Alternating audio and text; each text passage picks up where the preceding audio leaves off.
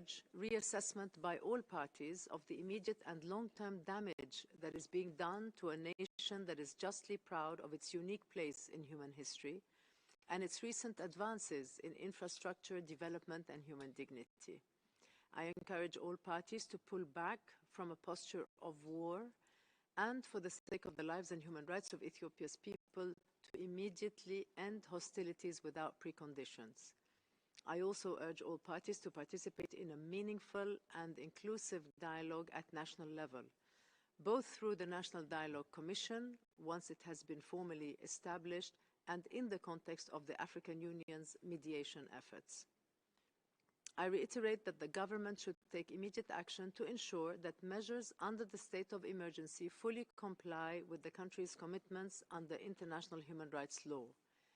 Recent actions by the authorities in the context of the state of emergency appear inconsistent with the government's expressed commitment to implement the recommendations of the Joint Investigation Report. Our office, for its part, is ready to assist the government with specific guidance in these areas. Notably, all people detained under the state of emergency must continue to be treated fully consistently with international standards, including knowledge of the grounds of detention, as well as of any charges against them, and prompt and fair trial. Independent monitors, including the Ethiopian Human Rights Commission, should be permitted access to all detention facilities. The government's establishment of a domestic mechanism to implement human rights recommendations is a step forward, and it will be important to operationalize and give genuine effect to the stated commitment for meaningful accountability for victims. I note that, for example, stated commitments to investigate cases of sexual and gender-based violence and to prosecute perpetrators have fallen short, both in transparency and effectiveness. We will continue to work with the Ethiopian Human Rights Commission and to support genuine efforts by the authorities to advance accountability for violations committed in the context of the conflict in Tigray and elsewhere across the country. The onus is on the state to discharge its primary responsibility to deliver fair and independent proceedings that address the full range of violations identified, not only isolated individual instances, and to take into consideration applicable command responsibility. Without significant accountability efforts, an international mechanism could be an important complement. Thank you. I thank you for your statement. I now give the floor to Mr. Victor Madrigal Borlaz, Chair of the Coordination Committee of the Special Procedures. Sir, you have the floor. Madam Chair, distinguished members and observers of the Human Rights Council, colleagues, I have the honor of addressing you today on behalf of the Coordination Committee of Special Procedures. Excellencies, we recognize the importance of convening this special session on the grave human rights situation in Ethiopia. It has been over a year since the conflict in the Tigray region erupted in November 2020.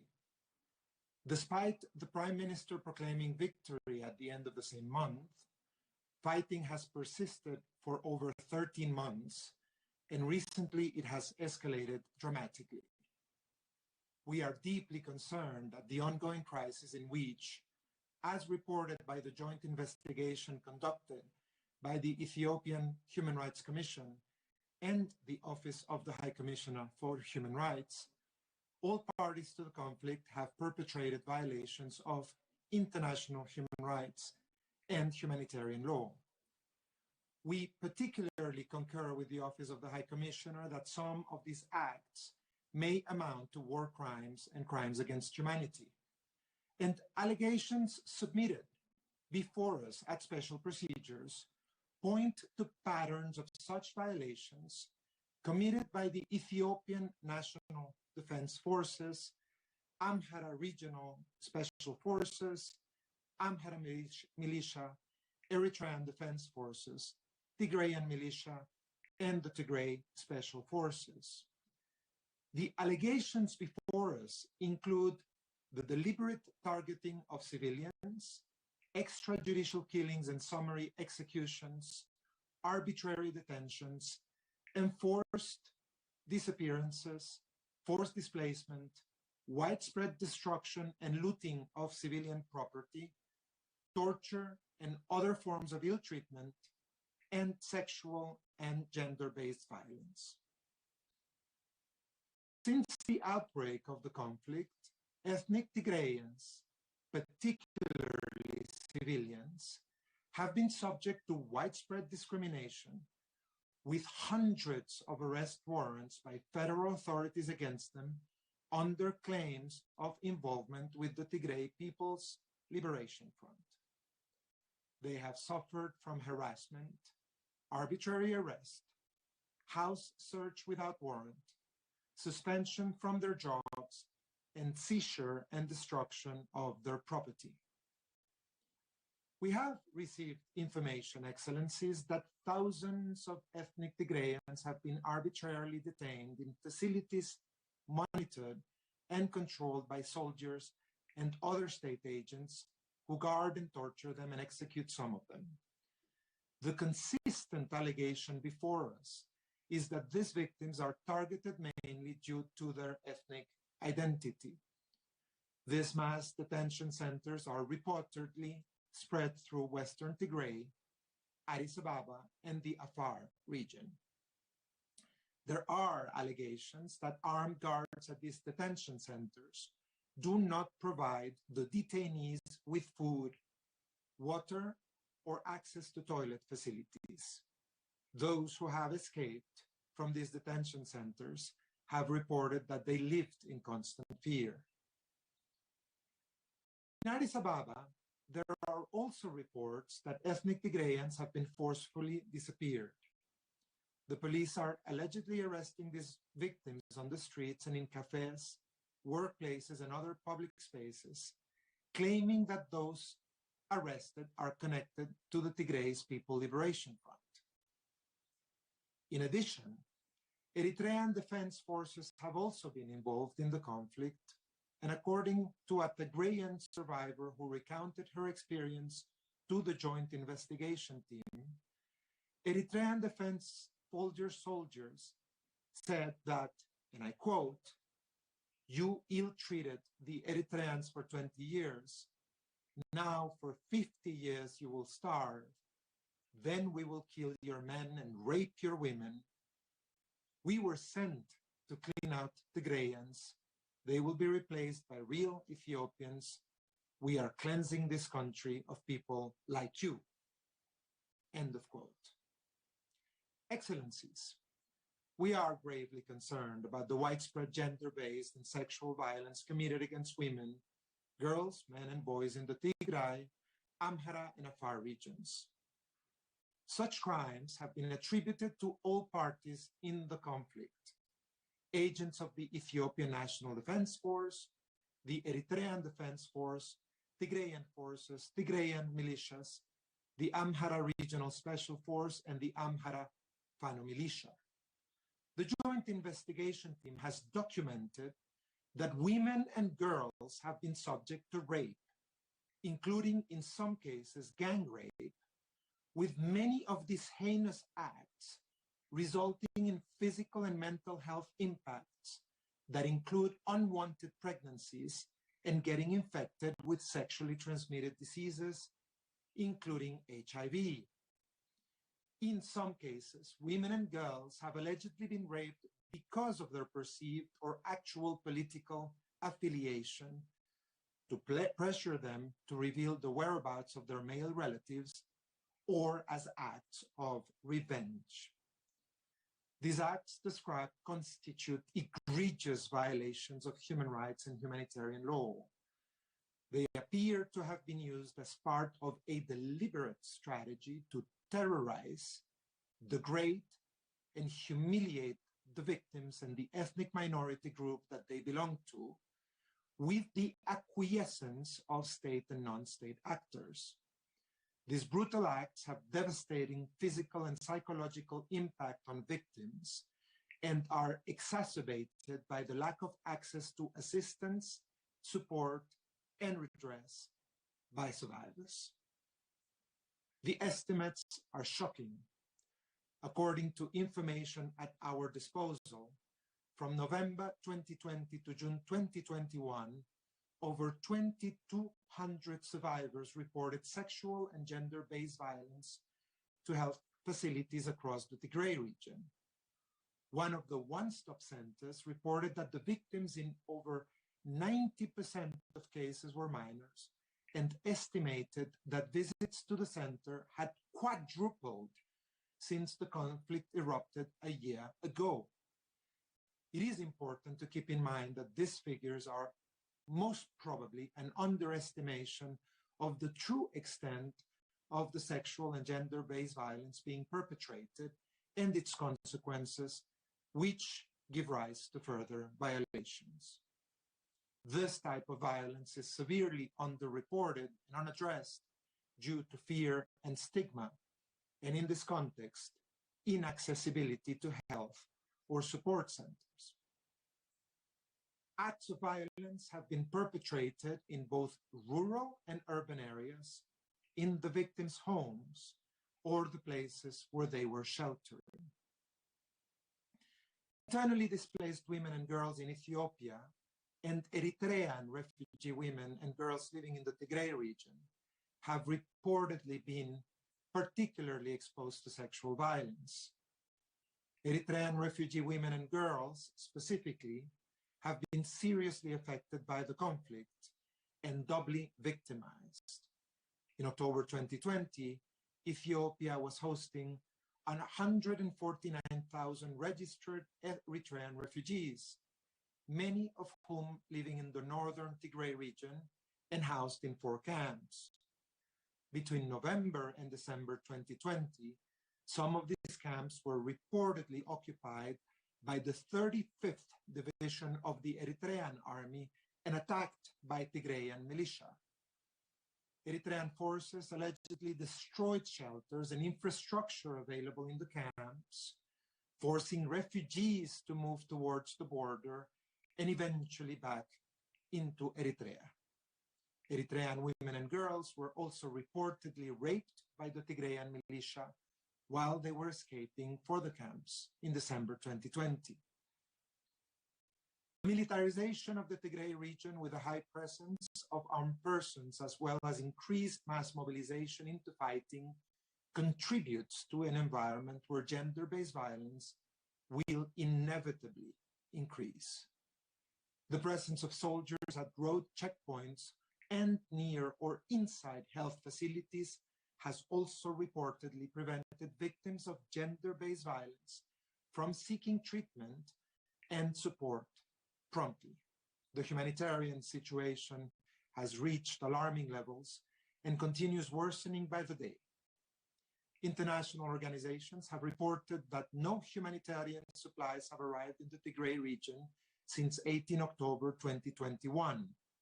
Movement of humanitarian workers in and out of Tigray by road has been denied since 28 October 2021, and movement within Amhara and Afar regions remains restricted.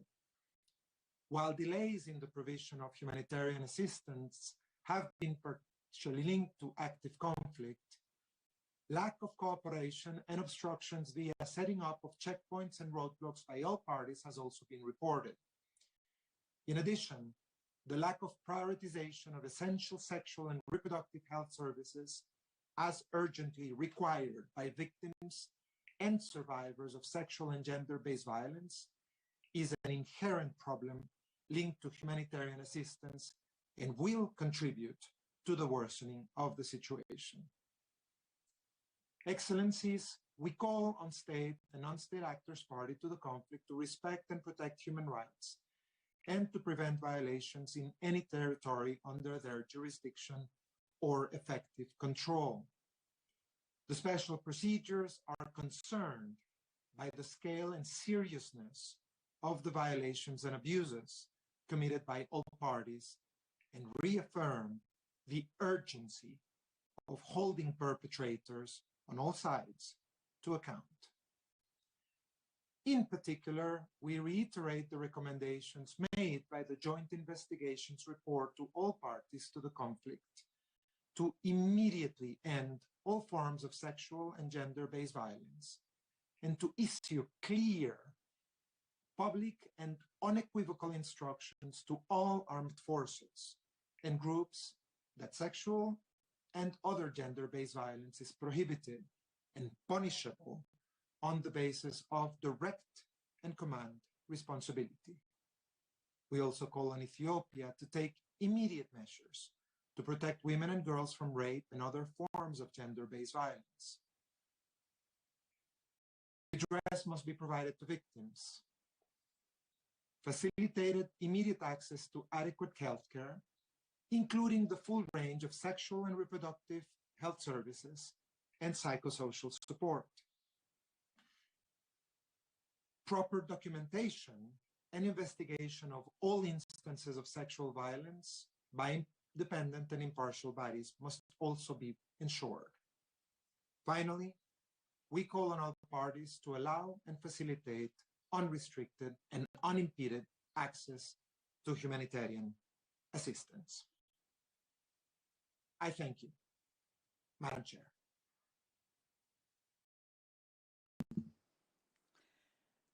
We thank you for your statement. We will now hear from the country concerned. I give the floor to the distinguished representative of Ethiopia on Zoom. Ambassador, you have 5 minutes, please. Thank you, Deputy High Commissioner. 85 years ago, right here in Geneva, a firm committed believer in the principle of collective security and world peace, His Majesty Emperor Haile Selassie's appeal to the League of Nations could not convince multilateralism to end the Italian aggression. History repeats itself. Today, 85 years later, here in Geneva, Ethiopia is once again defending its sovereignty and territorial integrity, this time from internal aggression. This time as well, our commitment to multilateralism is not helping us to defend our country. Multilateralism, after all these years, is once again being hijacked by a neo-colonialist mentality. Ethiopia is being targeted and singled out at the Human Rights Council for defending a democratically elected government, the peace and the future of its people. As one of the founders of the League of Nations, the UN, Ethiopia is a firm believer in multilateralism. The mandate and work of Human Rights Council is not to advance ulterior political objectives. In recent years, we have seen the same powers oversee the complete destabilization of several countries. This must stop. In the past, we stood alone to defend colonial aggression. Today, Ethiopia confronts this blatant political pressure with other many countries shoulder to shoulder to defend multilateralism. Deputy High Commissioner, the Office of the High Commissioner for Human Rights and the Ethiopian Human Rights Commission have jointly investigated the alleged human rights violations in the context of the conflict in the northern part of Ethiopia. Ethiopia has a government with unreserved commitment to human rights. We declared our commitment to implement the recommendations of the recently issued joint investigation and set up national mechanism and interministerial task force. The task force has started its work. It would have been ready to cooperate with the Office of the High Commissioner on some areas required additional expertise. The government of Ethiopia has once again invited the Office of the High Commissioner to jointly investigate the serious violations in the Afar and Amhara regions together with the Ethiopian Human Rights Commission, starting from the period the first joint investigation ended. The initiative of this special session, on the other hand, failed to condemn the pillage, destruction of property, rape and sexual abuse, use of child soldier by the rebel forces, the TPLF. This terrorist group commanded more than 1,000 trucks delivering humanitarian supplies to the people in Tigray region and used them for military purpose. It destroyed food warehouses, schools, health facilities, industrial parks. The initiators of this special session would not care less. They are determined to impose their will on the government. The very underhand manner this special session was initiated shows the ulterior political objective. Is this initiative helpful? No. Why would one want to establish a concurrent body with the same mandate of the joint investigation team? Why is a request table to investigate an already investigated in the reported matter which is now currently under implementation? Is the Human Rights Council putting into question the report that it has already adopted, or is it undermining thriving national mechanism? The answer is clear. The council is being used as an instrument of political pressure. It is a counterproductive effort to embolden the terrorist rebels and exacerbate the situation on the ground. Therefore, the right thing to do is to support our genuine national efforts consistent with principle of subsidiarity. As far as Ethiopia is concerned, rest assured that my government will continue to ensure accountability. In light of the foregoing, the government of Ethiopia expressed its complete rejection of resolution A/HRC/S-33/L. We call upon council members to firm principled stand against short-sighted interest and the refuse politicization of human rights by rejecting this resolution. I would like to reiterate that my government will not cooperate with any mechanism that may be imposed on it, because this is not only a deliberate destabilization effort, but Ambassador, I am so sorry, but I must interrupt. You have exhausted the 5 minutes, but I thank you for your statement. I will now turn to the list of speakers. Allow me to recall the established time limits of 2 minutes and 30 seconds for council members. I repeat, 2 minutes and 30 seconds for council members, and 1 minute and 30 seconds for observers. Observers, 1 minute and 30 seconds. The list of speakers will close in 15 minutes. Starting with the list of speakers for member states of the Council, I now give the floor to the distinguished representative of Denmark on behalf of a group of countries. Mr. Jeppe Kofod, Minister of Foreign Affairs of Denmark, will address us by video statement. Sir, you have the floor. Madam President, I speak on behalf of the Nordic Baltic countries. We are deeply alarmed by the critical human rights situation in Ethiopia and by the gravity of the violations and abuses, including sexual and gender-based violence, ethnic profiling, and hate speech committed by Ethiopian and Eritrean forces, Tigray People's Liberation Front, and other parties to the conflict. The primary responsibility for upholding human rights obligations and international humanitarian law and for addressing violations rests with the state. We welcome the Ethiopian government's commitment to accountability, including by setting up an inter-ministerial task force to oversee efforts to bring perpetrators to justice. However, we are concerned that investigations conducted by its institutions may not match the scope and breadth of the violations identified by the Joint Investigation Team. We share the concerns that such investigations may not sufficiently comply with international standards. In order to ensure accountability and to prevent further violations, additional independent international investigations are necessary. This is essential to ensure the timely gathering of evidence of violations and abuses committed and for justice to be served.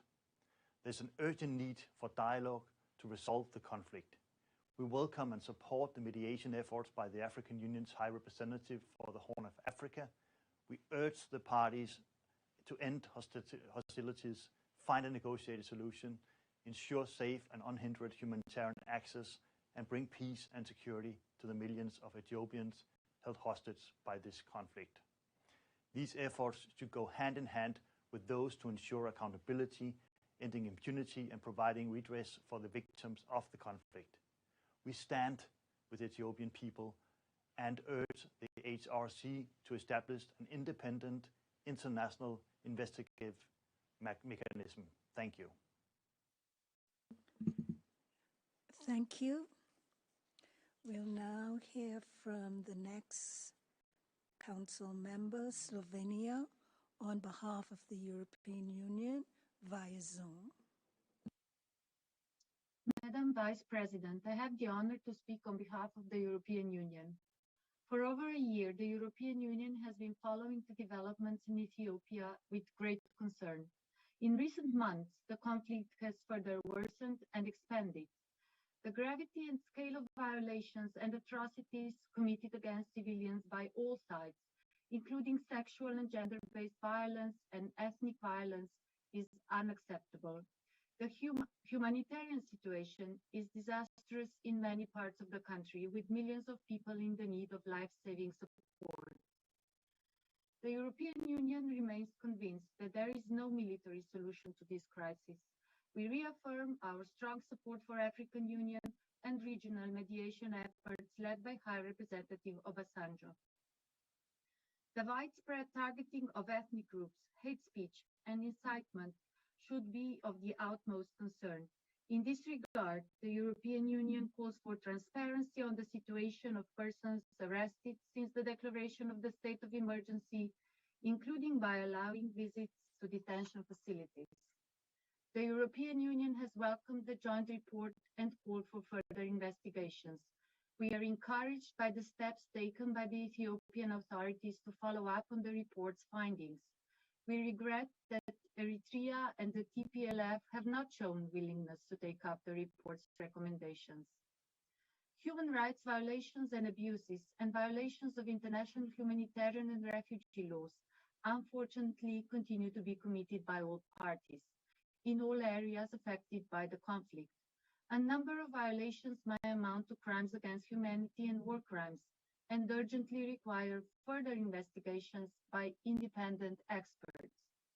We believe that the establishment of an independent international investigative mechanism will enable, inter alia, to build upon the findings of the joint report. It is urgent and necessary to complement national efforts and ensure accountability. All efforts should focus on helping bring peace and justice to Ethiopia and its people. The European Union's hope remains to adopt the resolution by consensus with the support of the countries concerned. I thank you. Thank you. We'll now hear from Belgium on behalf of a group of countries by way of video statement.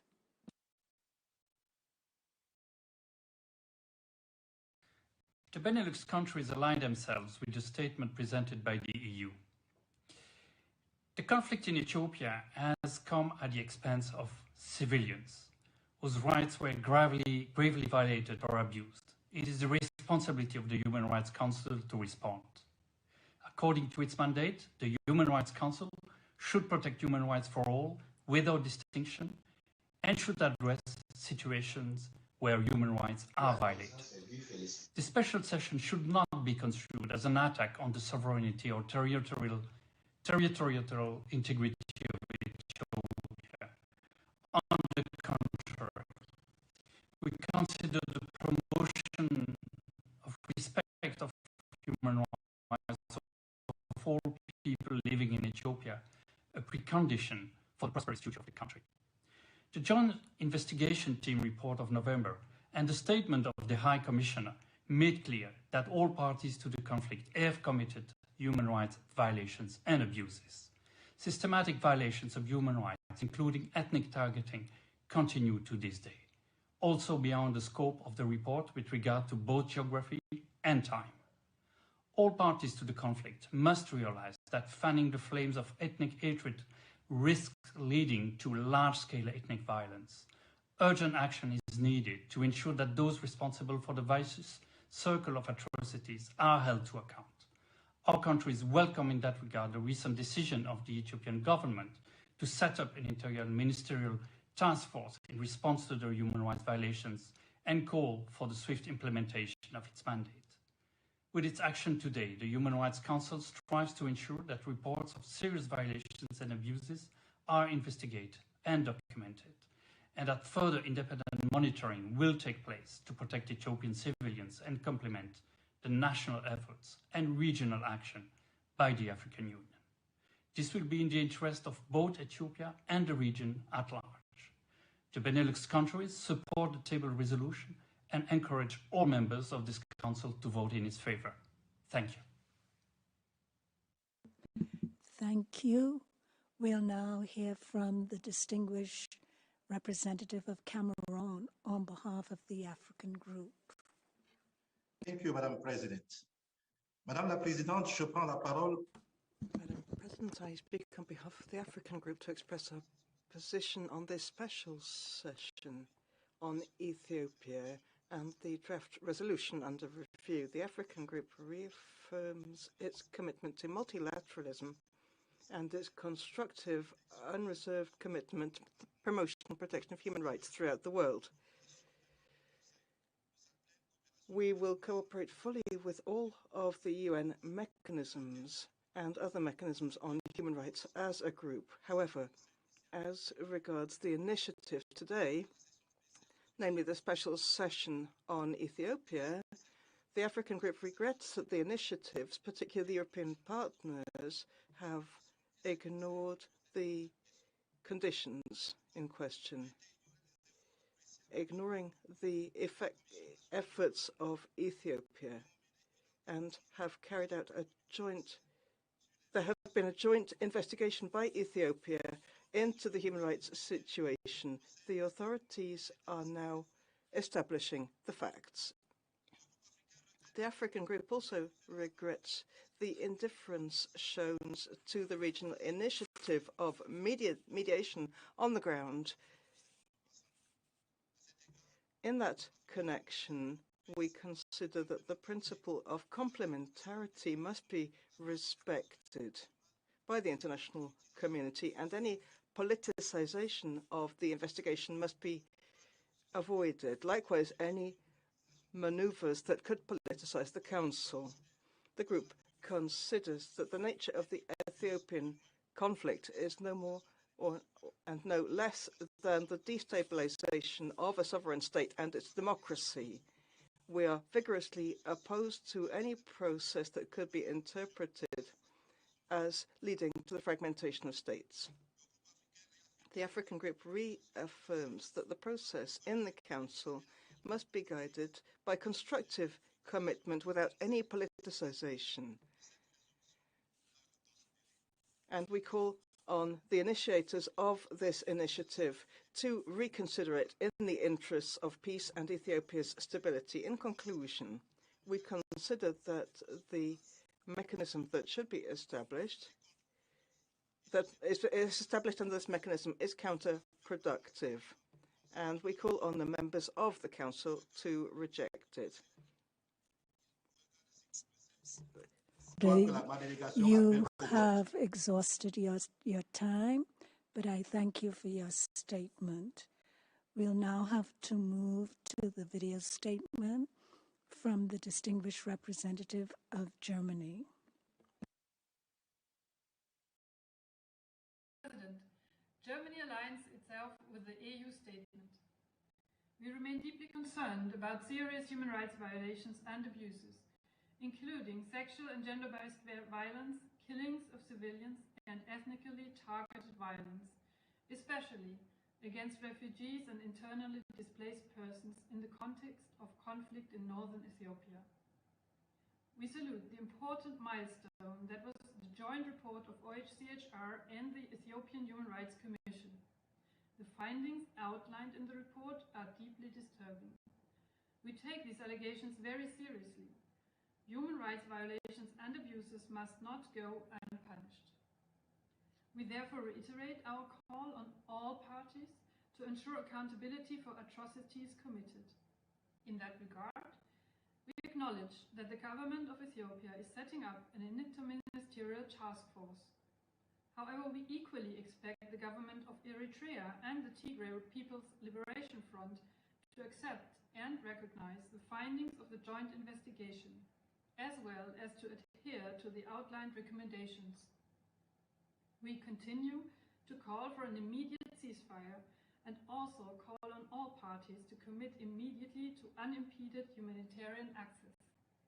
International humanitarian law must be respected.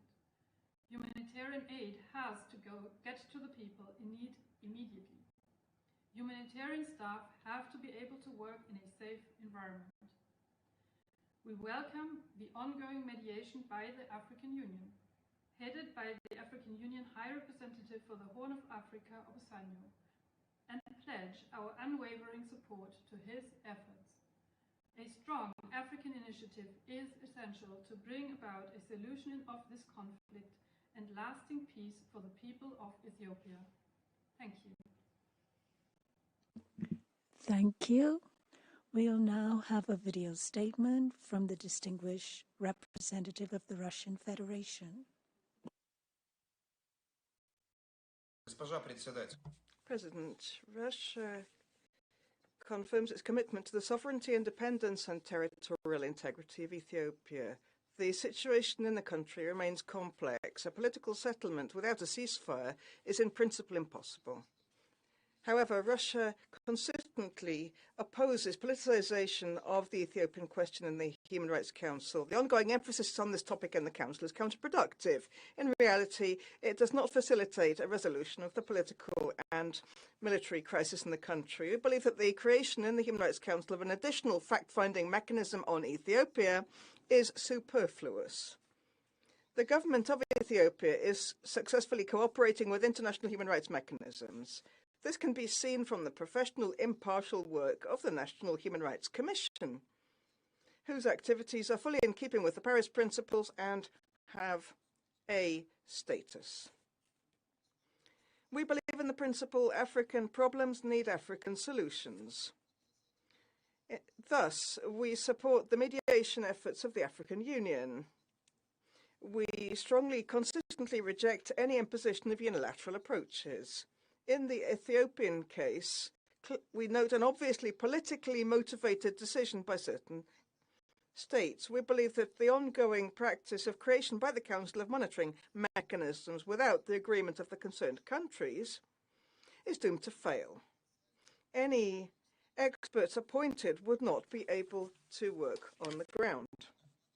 Their reports would consist of one-sided information obtained from dubious sources or from the internet. Moreover, the financial resources allocated to the activities of such specialists would mostly be used to pay their salaries.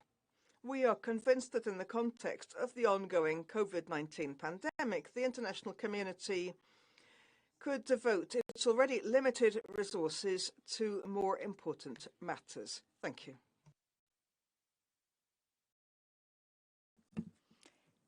Thank you. We'll now hear from the distinguished representative of Indonesia on Zoom. Thank you, Madam Vice President. Indonesia is closely following the evolving situation in Ethiopia. We hope that the present conflict in Ethiopia can be resolved peacefully through an inclusive national dialogue. Through this special session, Indonesia joined the call for all parties to exercise utmost restraint and prevent the escalation of further violence and hostility. The safety, well-being, and security of all people, regardless of their ethnicity or belief, must always be assured. At the same time, respect for Ethiopia's sovereignty, unity, political independence, and territorial integrity must be safeguarded.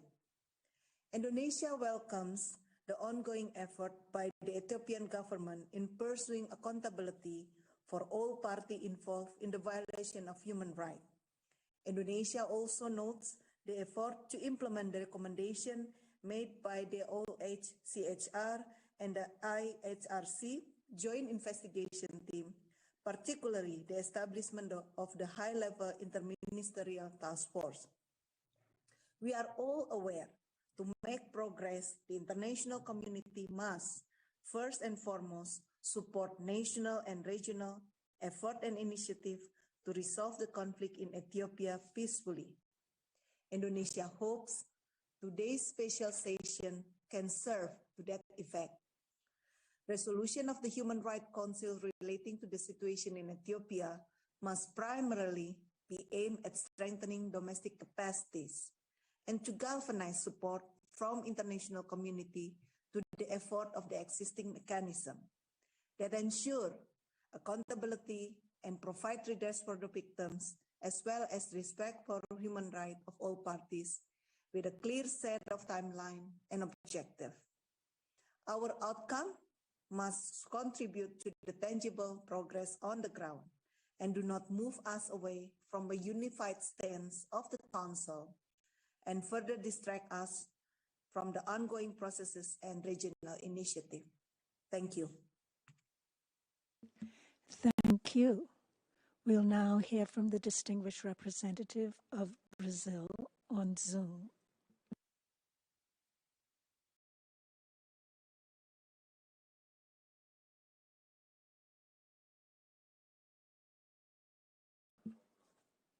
We appear not to be able to hear you. Are you unmuted?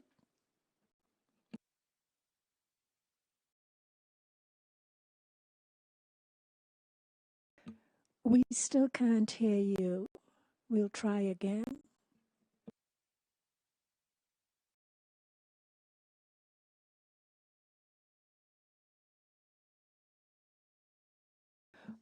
We'll move to the next speaker and see if they can be resolved. We'll now hear from the distinguished representative of India via a video statement. I thank you, Madam President. The conflict in northern parts of Ethiopia has seen escalation in recent weeks, and the fighting has intensified and humanitarian situation has worsened, adversely affecting millions, particularly women, children, and elderly. It is concerning to note that the humanitarian efforts led by the UN has been stalled in the recent weeks. It is important that humanitarian assistance is resumed at the earliest available opportunity. We have noted the report of the Joint Investigation Team of the Ethiopian Human Rights Commission and the Office of High Commissioner for Human Rights. We also note and welcome the recognition and acceptance of the report by the Ethiopian government as an important document that could complement ongoing efforts by the Ethiopian government to address the allegations of human rights violations and abuses. India has consistently underscored the importance of mutual trust, engagement, dialogue, and reconciliation to address all issues related to the ongoing conflict. We therefore call upon all stakeholders to seize the opportunity provided by the mediation efforts of the African Union purposefully. We urge all sides to exercise restraint and work together to build trust and confidence that could pave way for dialogue. The political and economic stability of Ethiopia is paramount, not just for the Horn of Africa, but the entire African continent. It is in our interest that the current politico-military situation is resolved within the constitutional framework of Ethiopia. We encourage African solutions to African problems. In conclusion, India reiterates its strong commitment to the unity, sovereignty, independence, and territorial integrity of Ethiopia. India also supports various steps taken by the government of Ethiopia to resolve the conflict and to address the humanitarian and human rights situations. I thank you, Madam President. I thank the distinguished representative of India, and now we'll hear from the distinguished representative of Argentina via video statement. Madam President, we are concerned by the report on the joint investigation report of the Ethiopian Commission of Human Rights and the Office of the High Commissioner published last November, which reached the conclusion that there are reasons to believe that all parties to the conflict in Tigray have perpetrated, to varying degrees, violations of international human rights law, international humanitarian law, and the rules that protect refugees, among them some which can be considered crimes of war and crimes against humanity. We are also concerned to see that several special procedures of the United Nations have reported at the beginning of December the generalized situation of sexual and gender violence against women and girls in some part of the country. In that regard, the Republic of Argentina wishes to express its deep concern over the recent escalation in hostilities in the north of Ethiopia, and for the impact that it has in the humanitarian and human rights situation of the civilian population, as well as on the country's stability and the region of the Horn of Africa. We support mediation efforts underway from the African Union to find a political and not a military solution to the crisis, and we urge all parties to the conflict to cease hostilities and to establish a comprehensive and inclusive dialogue with an aim to achieving sustainable peace, while we reiterate our strongest commitment to the sovereignty and political independence, the territorial integrity, and the unity of Ethiopia. In that regard, we welcome the decision of the government of Ethiopia to establish an interministerial working group to oversee the reparation and accountability measures to respond to the human rights violations, and we encourage this working group to quickly fulfill its mandate. Furthermore, we urge all parties to the conflict to fully respect international human rights law, international humanitarian law, and international refugees law, to guarantee unrestricted access to humanitarian aid, as well as to constructively cooperate with the mechanisms for protection included in this Council. Bearing in mind the role that dialogue and cooperation should play in the prevention of violations of human rights, my country makes itself available once again at the behest of the Government of Africa to lend the technical assistance and the collaboration that they require. Lastly, we would like to underscore the work of this Council in the prevention of violations of human rights and to promptly address emergency situations in keeping with the mandate given by Resolution 60/251 of the GA. Thank you. I thank the distinguished Ambassador of Argentina.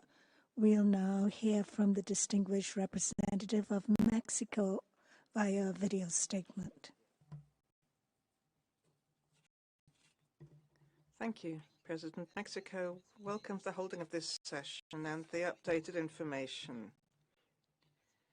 We wish to express concern at the serious human rights situation affecting Ethiopian civilians for over a year now. It is crucial that the abuses and violations of human rights be investigated and punished, especially the cases of sexual violence and gender-based violence.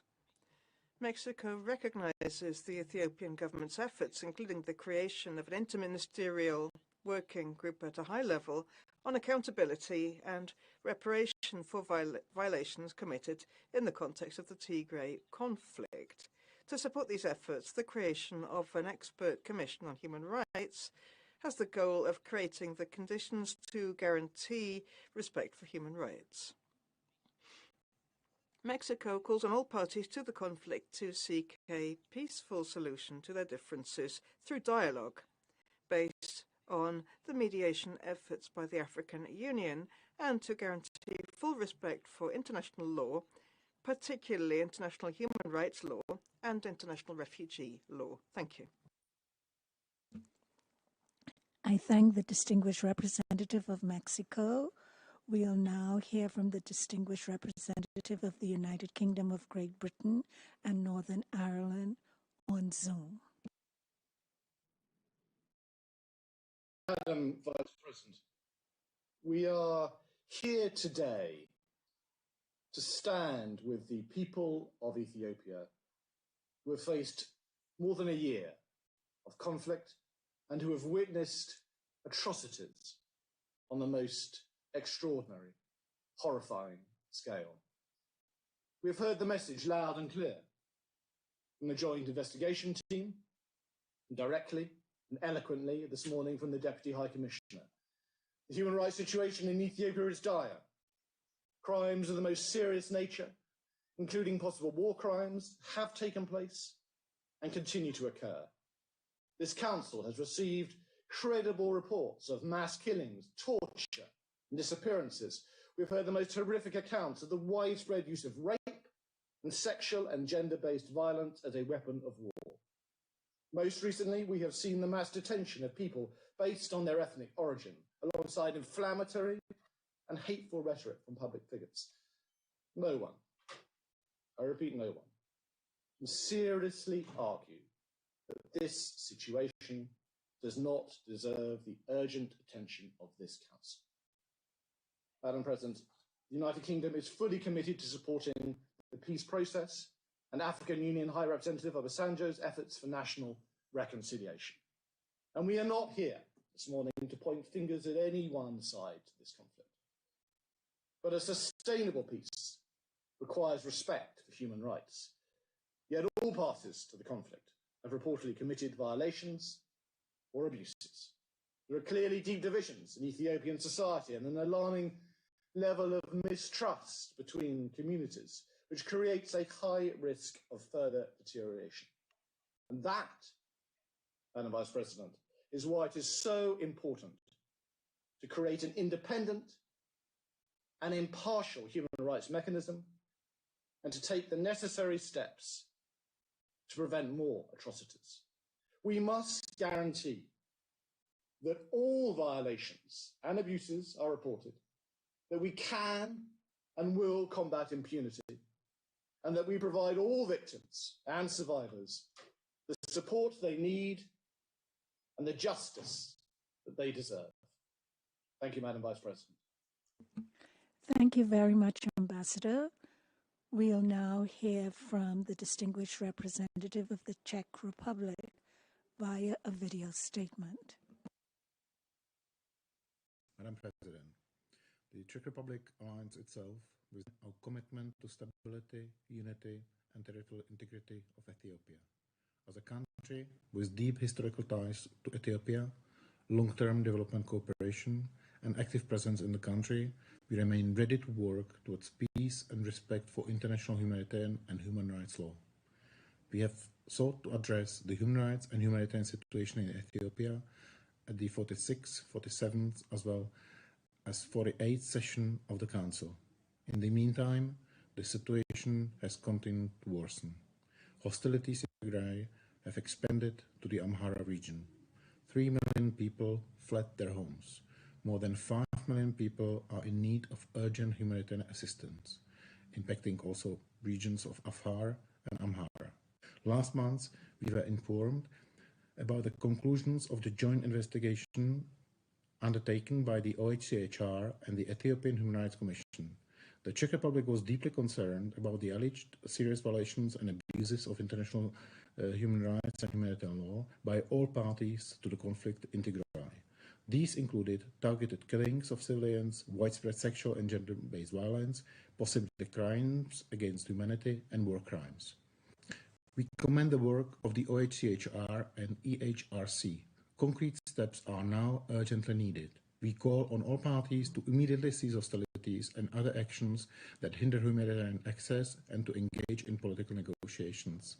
All parties to the conflict must fully respect international humanitarian law, including protection of civilians and humanitarian workers. We encourage all parties to implement the recommendations by the joint investigation. We welcome the establishment of the Ethiopian Interministerial Task Force. We encourage the task force to closely cooperate with the international mechanism established by the special session. The Czech Republic strongly supports the mediation efforts led by the High Representative of the African Union, Mr. Obasanjo. An Ethiopian-led inclusive national dialogue within the framework of the Ethiopian constitution should follow. At the same time, we believe that the Human Rights Council has a complementary role to the national and regional efforts. Therefore, the Czech Republic fully supports the draft resolution on the human rights situation in Ethiopia and calls for its full implementation. Thank you. I thank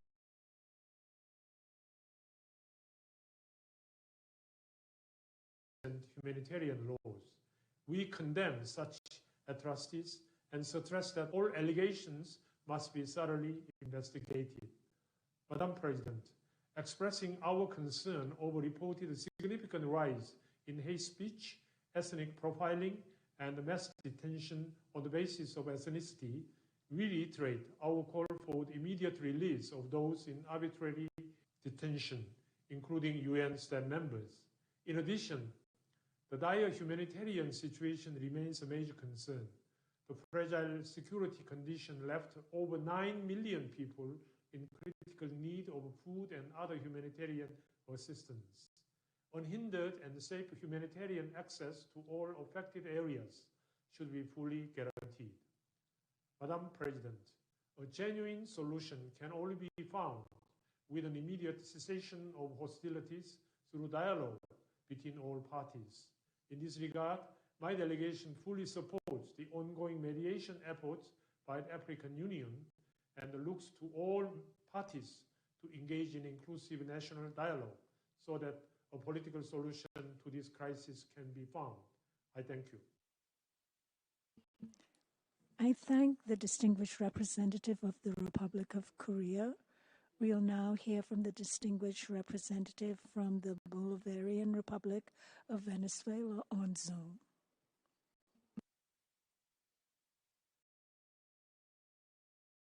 Gracias, Presidenta. Thank you, President. Venezuela once more expresses serious concern at the growing selectivity and double standards represented in these calls for special sessions in the Council against countries of the South, which paved the way for instrumentalization of the noble cause of human rights in favor of interests that cannot be named. We condemn the ongoing interference in internal affairs and reiterate our strong opposition to these politicized initiatives, which must be definitively eradicated from the work of this Council. This special session against Ethiopia has no purpose, still less if we take into account the full cooperation by that country, which is working closely with the Office of the High Commissioner on the ground. The striving to impose a monitoring mechanism that does not have the support of Ethiopia is doomed to fail. Such a mechanism would be an obstacle to the joint work undertaken and to achieving tangible results, as pointed out by the head of the Human Rights Commission of Ethiopia. President, we regret the conflict that is being experienced in the north of Ethiopia. The government has openly cooperated with the joint investigation and committed to fulfilling the recommendations of the report in order to bring to justice those who have committed human rights violations. We welcome the establishment of the Special Prosecution Service and the creation of an interministerial working group to carry these out. My country is strongly committed to the supreme values of peace, friendship among nations, and solidarity, and will continue to seek a peaceful solution to disputes on the basis of the universal principles of respect for sovereignty and non-interference in the internal affairs of states, as well as the right to self-determination of peoples enshrined in the Charter of the United Nations. Thus, the international community must support all good faith initiatives that seek to achieve stability in Ethiopia, working with the support of that country and in keeping with sovereign decisions by Ethiopia. Thank you, President. I thank the distinguished representative from Venezuela. We'll now hear from the distinguished representative of Brazil on Zoom.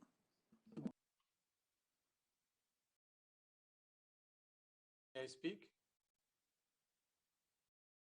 Excellency, we are waiting for the distinguished representative from Brazil. We'll return to you momentarily.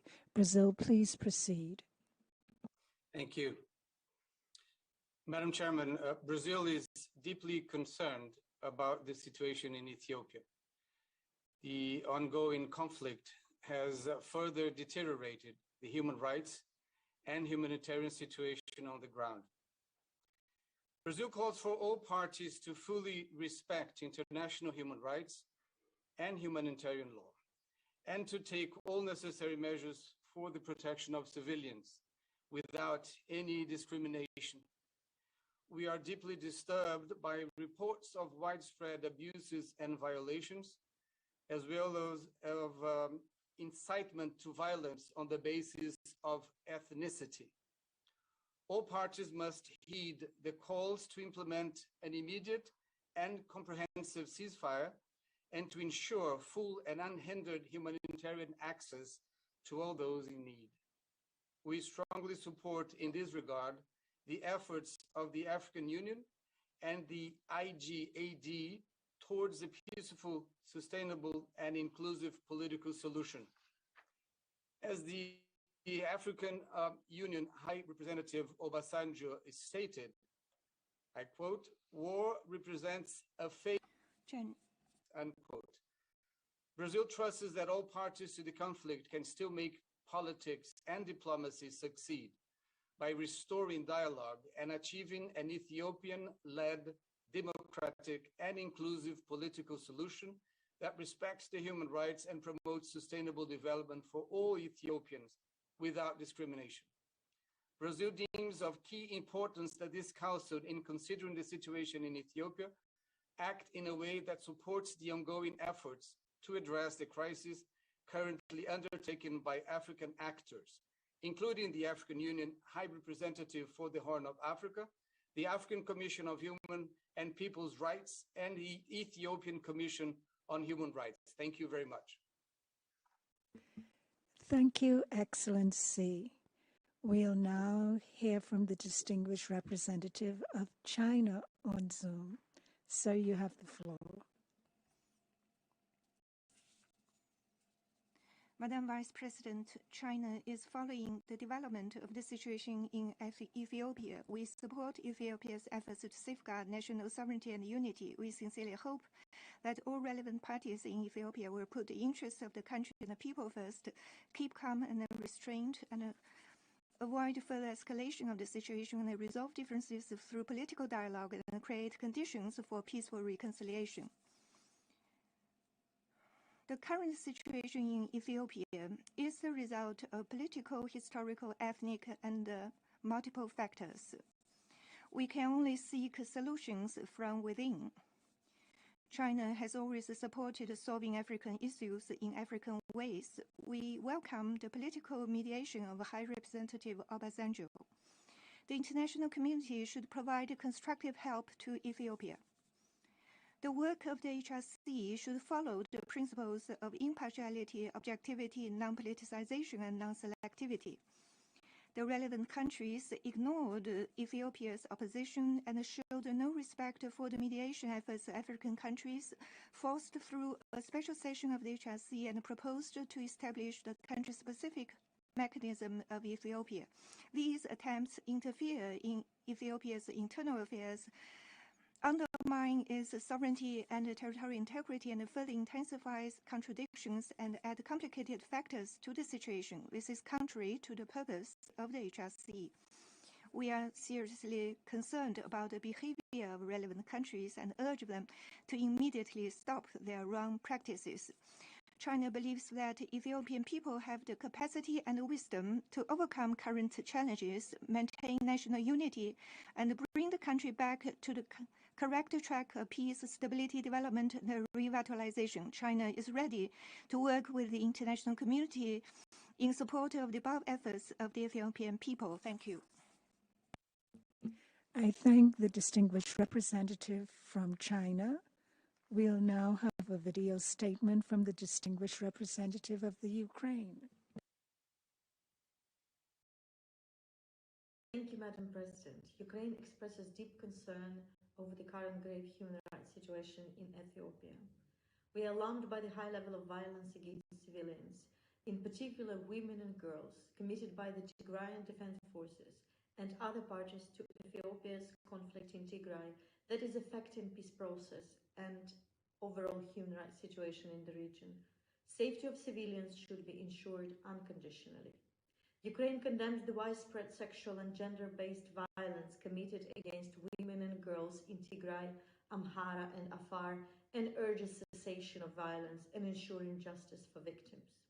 We also call on all parties to the conflict to respect international humanitarian, human rights and refugees law, stop targeting civilians, including on the basis of their ethnicity or gender, to treat everyone in custody humanely, and prohibit and prevent executions and other abuses.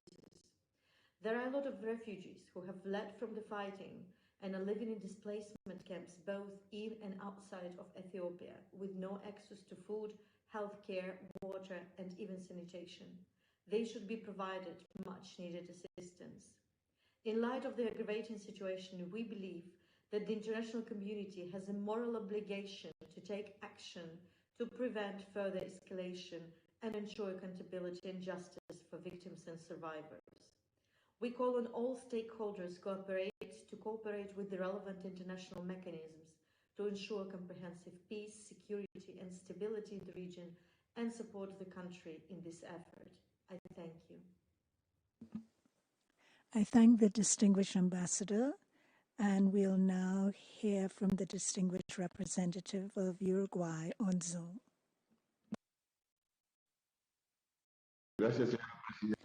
Thank you very much, President.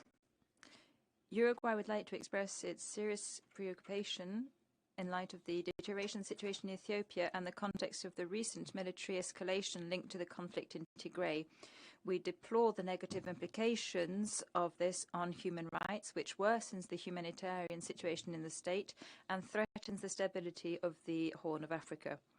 We would like to express our concern in light of the content in the report of the Office of the High Commissioner and the National Human Rights Institution of Ethiopia, which concluded that all the parties to the conflict in Tigray have committed violations of international law, especially when it comes to human rights, international humanitarian law, and international law on refugees.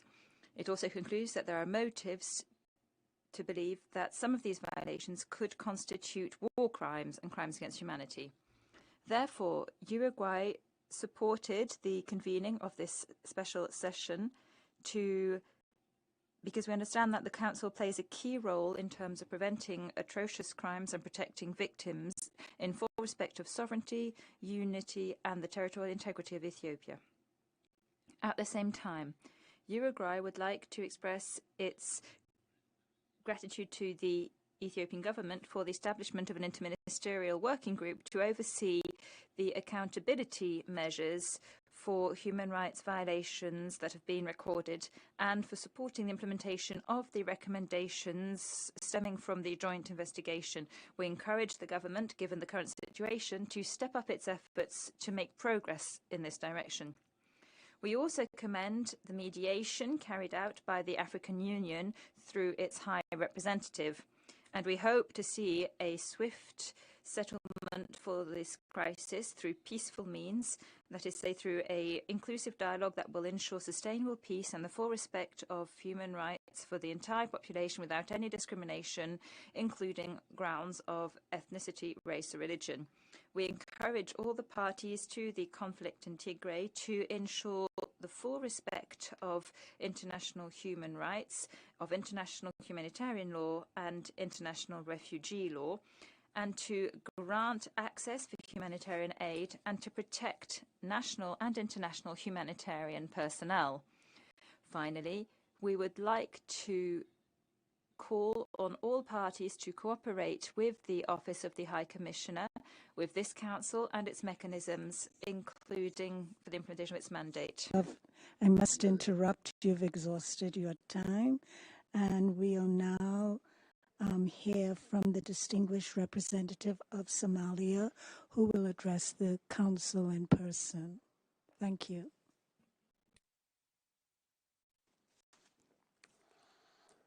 Thank you, Vice President. Somalia is aligned with the African Group statement presented on the situation of the human rights in Ethiopia. We congratulate the government of Ethiopia and its people for steps taken to fight democratically, secure its peace within its border, and advance the interest of its people. Somalia noted with satisfaction and support the positive process and progress of ongoing investigation on a joint investigation team of the Ethiopian Rights Commission and the Office of the United Nations High Commissioner for the Human Rights. The joint investigation team should be interested to conclude the investigation it's made respect and be given the time without due pressure or parallel process. Somalia is concerned about the new proposal of setting up another body with same mandate of a joint investigation team of the Ethiopian Human Rights Commission. This will be counterproductive to the current processes to support victims and surfaces. It's made hinder the inter processes to advance the human rights situation in Ethiopia. With that note, my delegation does not support this resolution and the new proposal of the situation in the human rights in Ethiopia. Somalia will vote against and calls on other members of the Council to do the same. Thank you, Vice President. Thank you. We'll now hear from the distinguished representative of the Philippines on Zoom. Thank you, Madam Chair. The Philippines' position with regards to unilateral initiatives is well established. We have been a consistent advocate in the Council of genuine cooperative efforts that assist and empower national accountability institutions and mechanisms. As we echo the deep concern of the international community over reports of human rights violations and abuses committed by all parties to conflict in the Tigray region, we also acknowledge the Ethiopian government's cooperation with the joint investigation by the OHCHR and the European NHRI. We further acknowledge the ongoing efforts by its national accountability institutions and the task force to hold perpetrators to account and to address recommendations in the joint report. We understand that various efforts are also being carried out within the framework of the African Union. In this regard, we reiterate our concern on the proliferation of mandates and the externalization of accountability. The informals on the draft resolution proceeded without due regard to the PBI, giving point what many have observed as PBI being an afterthought or fait accompli. We underline our concern that PBIs for this kind of initiative merely provide for UN staff salaries and travel, none for supporting national programs such as those related to victim assistance. This practice requires conscientious examination. We have time and again called for discipline and prudence on the part of pen holders and to ensure that actions are weighed against their ability to assist and not undermine national institutions. I thank you, Madam Chair. Thank you very much. We'll now hear from the distinguished representative of Namibia via a video statement. Namibia aligns herself with a statement delivered on behalf of the African Group, and we take this opportunity to deliver a few remarks in our national capacity. Madam President, the primary responsibility to promote, protect, and fulfill human rights lies with the state. All international efforts should complement and not substitute the efforts of the state aimed at executing this responsibility. Namibia has in the past placed on record that mechanisms such as the one envisaged by the outcome of this special session should only be deployed where the state concerned is unwilling and unable to address the human rights concerns and to hold perpetrators accountable. In the case of Ethiopia, we have a state that has cooperated with the Office of the High Commissioner for Human Rights in the joint investigations that were carried out with the Ethiopian Human Rights Commission. The state concerned has also accepted the recommendations of the joint investigations and proceeded to establish national mechanisms to try and address the human rights concerns that emanate from the ongoing conflict. It is our understanding that the Ethiopian government has again invited the Office of the High Commissioner for Human Rights to continue reporting and monitoring beyond the June 2021 period. Given these developments, it is beyond our comprehension why this council is called upon to assume that the Ethiopian government may not be able to address the human rights concerns and to hold perpetrators accountable, notwithstanding the national mechanisms that have been created for this purpose. It is our submission that this Council's action should be based on factual conclusions rather than the assumptions that the state concerned may not be able to address the human rights concerns and hold perpetrators accountable. We conclude that the creation of the proposed international investigative mechanism is not compatible with a complementary principle and could undermine the efforts of national institutions. Namibia can therefore not support the creation of the envisaged mechanism at this stage. I thank you. I thank the Distinguished Ambassador of Namibia. We'll now hear from the Distinguished Representative of Japan by way of a video statement. Thank you, Chair.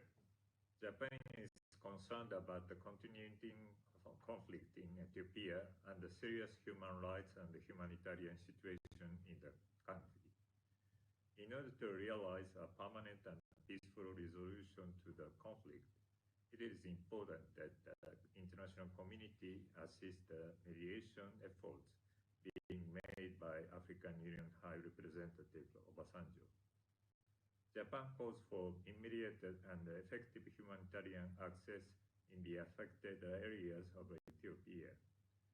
Considering the report by High Office of the High Commissioner for Human Rights and the Ethiopian Human Rights Commission, Japan also calls for those responsible for human rights violations to be held accountable.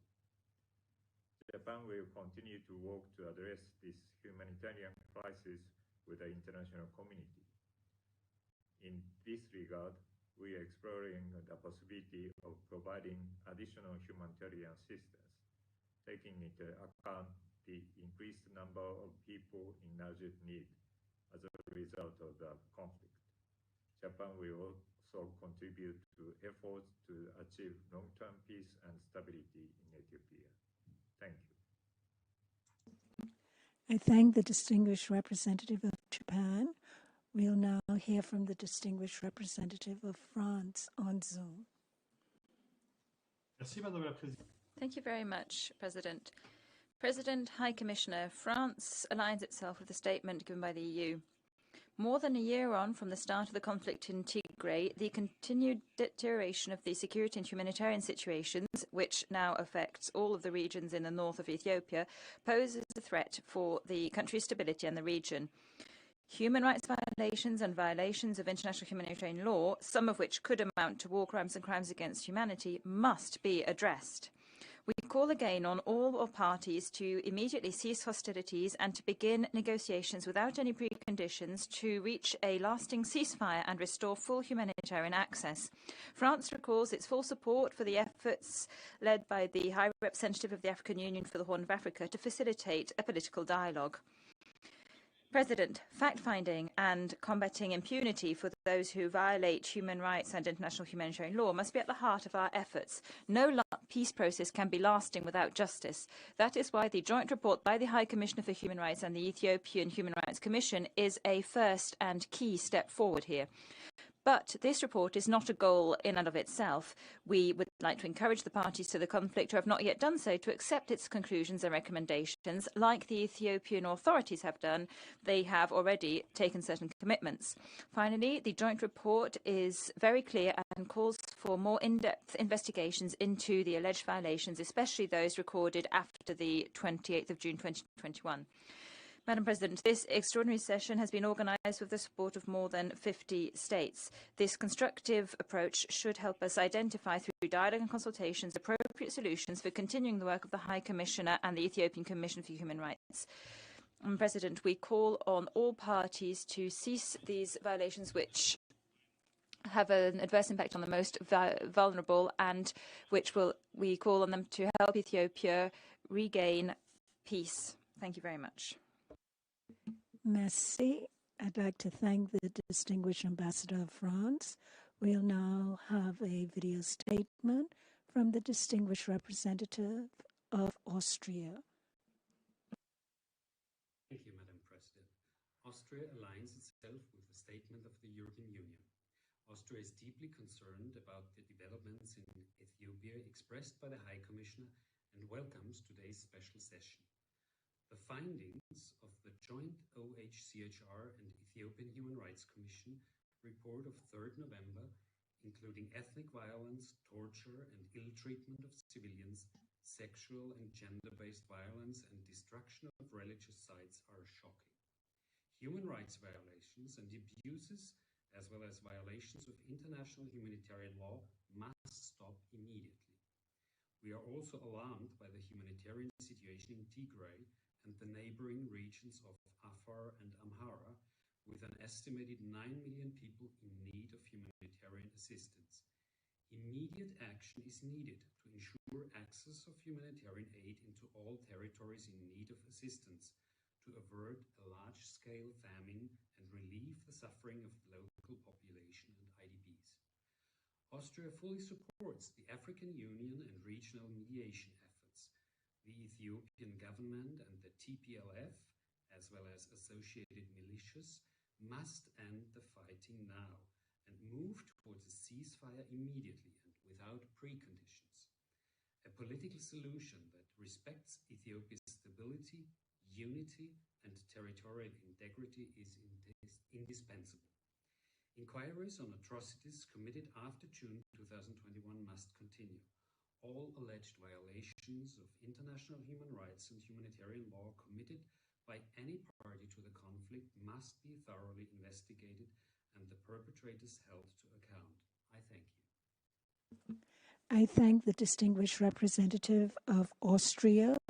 We'll now have a video statement from the distinguished representative of Cuba. Thank you, President. President, as regards the topic that brings us here today, in just a few months, the Council has adopted a resolution, held an interactive dialogue, and even a very recent oral update from the High Commissioner. None of these undertakings has in any way improved the situation on the ground. On the contrary, they contribute to exacerbating the politicization of this body. However, yet again, we have a special session that is being imposed against a developing country with another politically motivated resolution. Cuba would like to once more reject such exercises being carried out within the Council, imposed on developing countries and which do not have the support of the country concerned. President, the Council and other human rights mechanisms need to move away from selective approaches and double standards when it comes to tackling human rights, and they should cease meddling in the internal affairs of states. Instead, cooperation, dialogue, and the respectful exchange of views between all countries should be promoted on the basis of the UN Charter's principles. That is the most effective way to protect and promote human rights. We must give priority to respect and support for national and regional efforts and to the initiatives of technical cooperation that do have the consent of the country concerned. Thank you. I thank the distinguished ambassador of Cuba. We'll now hear from the distinguished representative of Pakistan on Zoom. Thank you, Madam Vice President. We are closely following the various dimensions of the complex situation in Ethiopia. We hope all parties will exercise restraint, uphold rule of law, respect human rights, and resolve their differences through national dialogue and reconciliation process. The views expressed by Cameroon on behalf of the African group merit our serious reflection and introspection. Dialogue and constructive engagement should remain preferred vehicles to address human rights concerns emanating from any sovereign state. The consent of the concerned country is essential to bring any meaningful improvement in the complex country-specific situations. The Council's track record in such cases is unenviable. Rushing establishment of HRC mandates have achieved little. In fact, they have derailed national and regional efforts and brought unintended consequences. In some cases, many HRC members advocating prevention continue to ignore systemic violations by powerful states based on political and commercial interests. Such an approach continues to breed impunity. Selectivity and application of political lens to human rights situations undermines universal values and principles. We have taken note of the joint investigative report's findings. We also note that Ethiopia has accepted the report's recommendation and has taken several measures to implement them.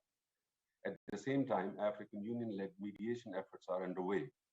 We believe that the Council should give time for these regional and national processes and efforts to take their course. On balance, the country concerned has demonstrated willingness to cooperate and work with UN, regional, and national human rights mechanisms. Furthermore, the Council is already seized of the situation in northern Ethiopia. HRC Resolution 47/13 has mandated the High Commissioner to monitor and orally report on the situation, and I quote, progress made in the context of joint investigation, unquote, at the upcoming March 2022 session. The value addition of convening the special session and its proposed outcome, therefore, remains a question mark for many states, including Pakistan.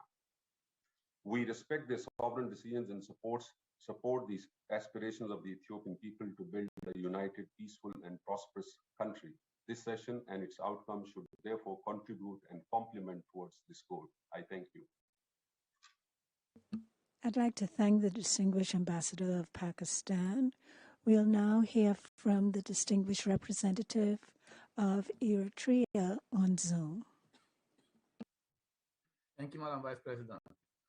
Let me on the onset put on record that the outrageous court by the coordinator of the special procedure is unfair, baseless, and based on dubious source. It's neither in the culture of our disciplined defense forces nor in our policy to clean Tigrayans from their own country. Madam Vice President, the convening of this special session is regrettably part of the ongoing abuse of the principles of human rights and the working method of the Council.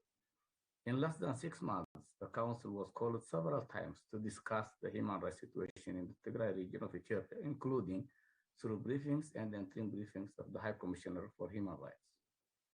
Sadly, the deliberations aim at deflecting the attention of the Council from the real human rights violations that has happened in Ethiopia. The attempts all focus on one region, while excluding the rest of Ethiopia in terms of coverage, and they aim at shifting the blame to others to acquit the main culprit. In this vein, it's important to reiterate again that the Council does not remain ambivalent on the misguided action that has emboldened the TPLF to resort to military adventure through even using UN trucks that were allowed to deliver aid to the needy.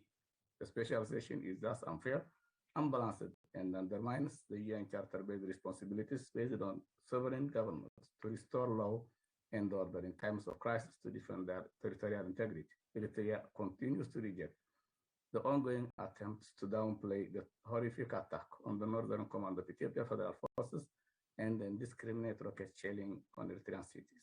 In conclusion, it's unacceptable to see some states continue to depend on a protracted disinformation campaign aiming at scapegoating Eritrea and covering up the essence of the crisis. I thank you, Madam Vice President. I thank the distinguished representative, and we'll now hear from the distinguished representative of the plurilateral state of Bolivia on Zoom. Gracias, señora vicepresidenta. Thank you, Madam Vice President. The plurinational state of Bolivia regrets that the advice of Ethiopia and the African Union have been ignored when it comes to convening this meeting. Bolivia considers it to be of extreme importance to not overlook the fact that when we're dealing with country-specific issues, the work with the government concerned is of the essence in order to preserve its right to sovereignty and self-determination. We regret and view with concern the lack of recognition for the national efforts made by Ethiopia and the National Commission of Ethiopia. And we deplore attempts to minimise national capacities through the creation of a new mechanism. Our work as Council members needs to avoid any attempt to politicise issues and double standards when it comes to human rights. Bolivia is in favour of constructive dialogues led by Ethiopia, and which take account of regional efforts and with the necessary support from the Office of the High Commissioner for Human Rights.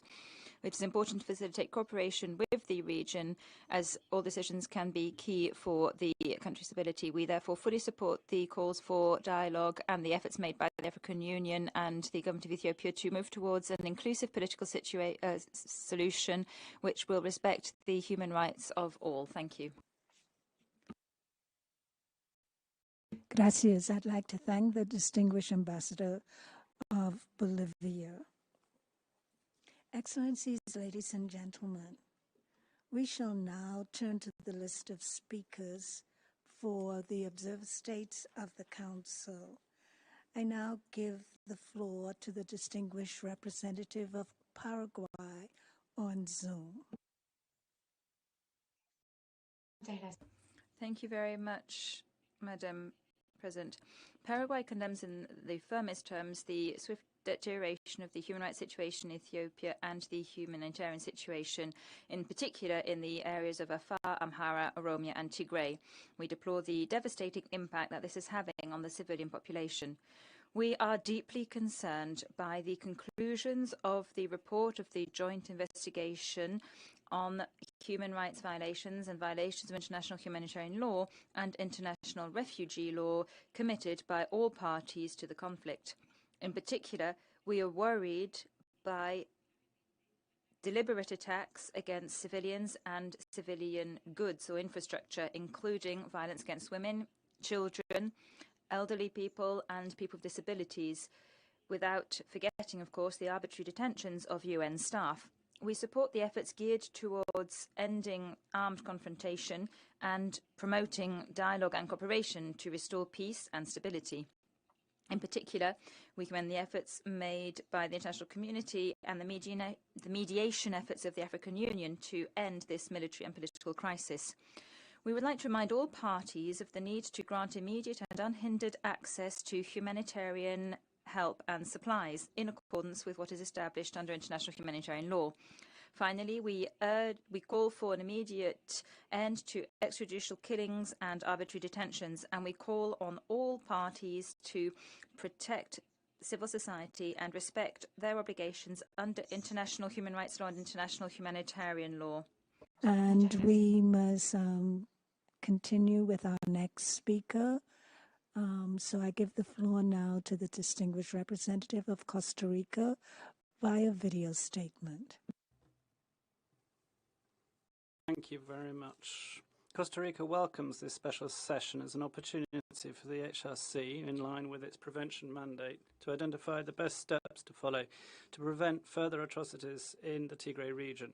The conclusions of the joint report by the High Commissioner and the Ethiopian Human Rights Commission, which show that all parties of the conflict have committed violations of international law which might constitute crimes against humanity and war crimes, are extremely alarming. My country supports the call made by various states and international groups and civil society organisations to ask all those involved to respect their international obligations and stem the escalating violence, as well as complying with their responsibility to protect the civilian population and deal with the serious humanitarian crisis which has produced this conflict. Costa Rica calls on all to stop the shelling, attacks and murders which are indiscriminate against civilians, including those ethnically motivated, and sexual violence and gender-based violence, violence against groups of women, girls and persons with disability, child soldiers, illegal executions and torture, and other acts which threaten the population committed by various parties to the conflict.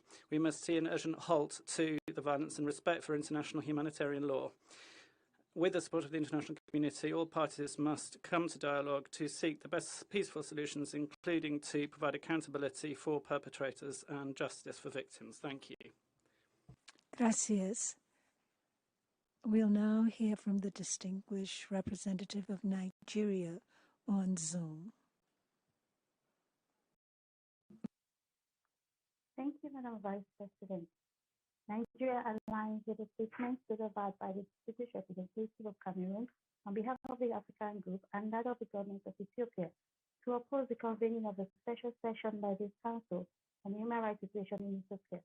We call for this special session in the disregard for the sovereignty and political independence of Ethiopia, and indeed an outright dismissal of the commitment and efforts of the government of Ethiopia in the implementation of the recommendations contained in the recent report of the Joint Investigation Team. It is very pertinent to highlight that the decision by some member states to convene this special session without recourse to ongoing continental efforts and progress made to peacefully resolve the conflict in Ethiopia is very unhelpful. We are of the view that actions such as this only undermine continental mediation efforts, including the engagement of the High Representative of the Chairman of the African Union Commission. The delegation of Nigeria remains resolute that, notwithstanding the nomenclature, any attempt to interfere in the internal politics of Ethiopia through the creation of another human rights mandate or mechanism is counterproductive and should neither be encouraged nor find room within this Council. We therefore call on members of this esteemed Council to support the government of Ethiopia in its efforts to achieve a peaceful resolution of the conflict by opposing any decision or action that could escalate the already dire situation in the country. I thank you, Madam Vice President. Thank you. We'll now hear from the distinguished representative of New Zealand via video statement. Madam President, New Zealand is deeply concerned that the ongoing conflict in Ethiopia has created a dire humanitarian and human rights situation. We welcome this special session and call for the protection of all Ethiopians regardless of ethnicity. We commend the continued efforts undertaken by the African Union High Representative for the Horn of Africa region to support a political and non-military end to the conflict. New Zealand also commends OHCHR and the Ethiopian Human Rights Commission for their joint investigation and report that concluded all parties to the conflict have committed violations of international law. All parties must commit to implementing the findings and recommendations of the report. However, given the time-bound nature of the joint investigation, further work needs to be undertaken to investigate alleged human rights abuses after the 28th of June. The establishment of an international investigative mechanism to gather further evidence of violations and abuses of international law will be a critical step towards ensuring that victims have access to justice. Recent advances by the Tigray People's Liberation Front have spread the conflict to other parts of Ethiopia, exacerbating humanitarian need and impacting on the delivery of supplies and access to services. We call for immediate and unrestricted humanitarian access so that relief supplies reach all those in need, particularly those most vulnerable. New Zealand stands with the international community in seeking a peaceful end to the conflict and calls for accountability and justice to ensure the human rights and fundamental freedoms of Ethiopians are protected. I thank the distinguished ambassador from New Zealand. We'll now hear from the district of Timor-Leste on Zoom. Timor-Leste on Zoom. Madam President, Timor-Leste welcomes the convenience grave human rights situation in Ethiopia. My country is deeply concerned with the report on widespread violations and abuses of human rights law, international humanitarian law, and international refugee law committed by all parties to the conflict. In particular, Timor-Leste condemns, in the strongest terms, the deliberate targeting of civilians, hospitals, schools, and places of worship, the widespread sexual and gender-based violence against women, girls, men, and boys, including rape, and calls for an immediate halt to all human rights violations.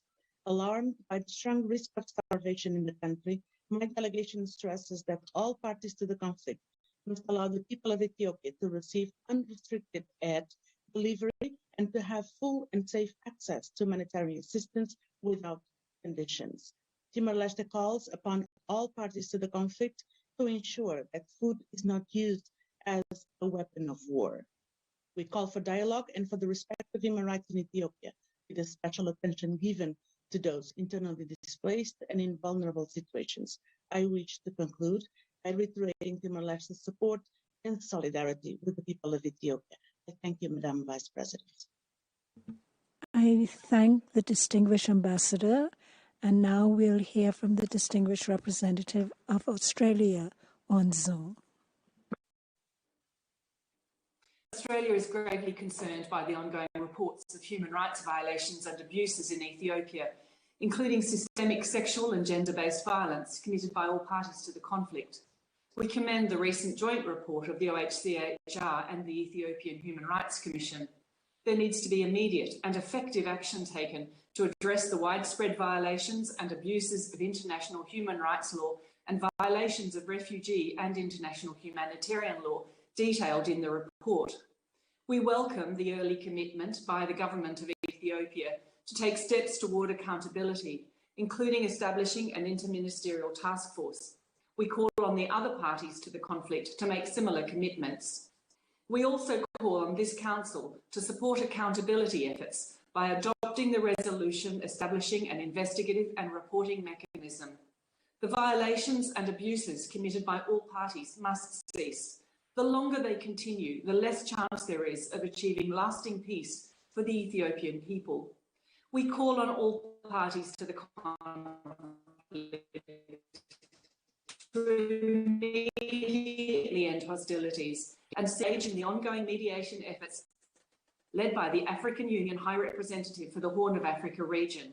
All parties must ensure urgent humanitarian support reaches those in need in Ethiopia and afford all necessary protections to humanitarian workers as they seek to alleviate the widespread suffering caused by this conflict.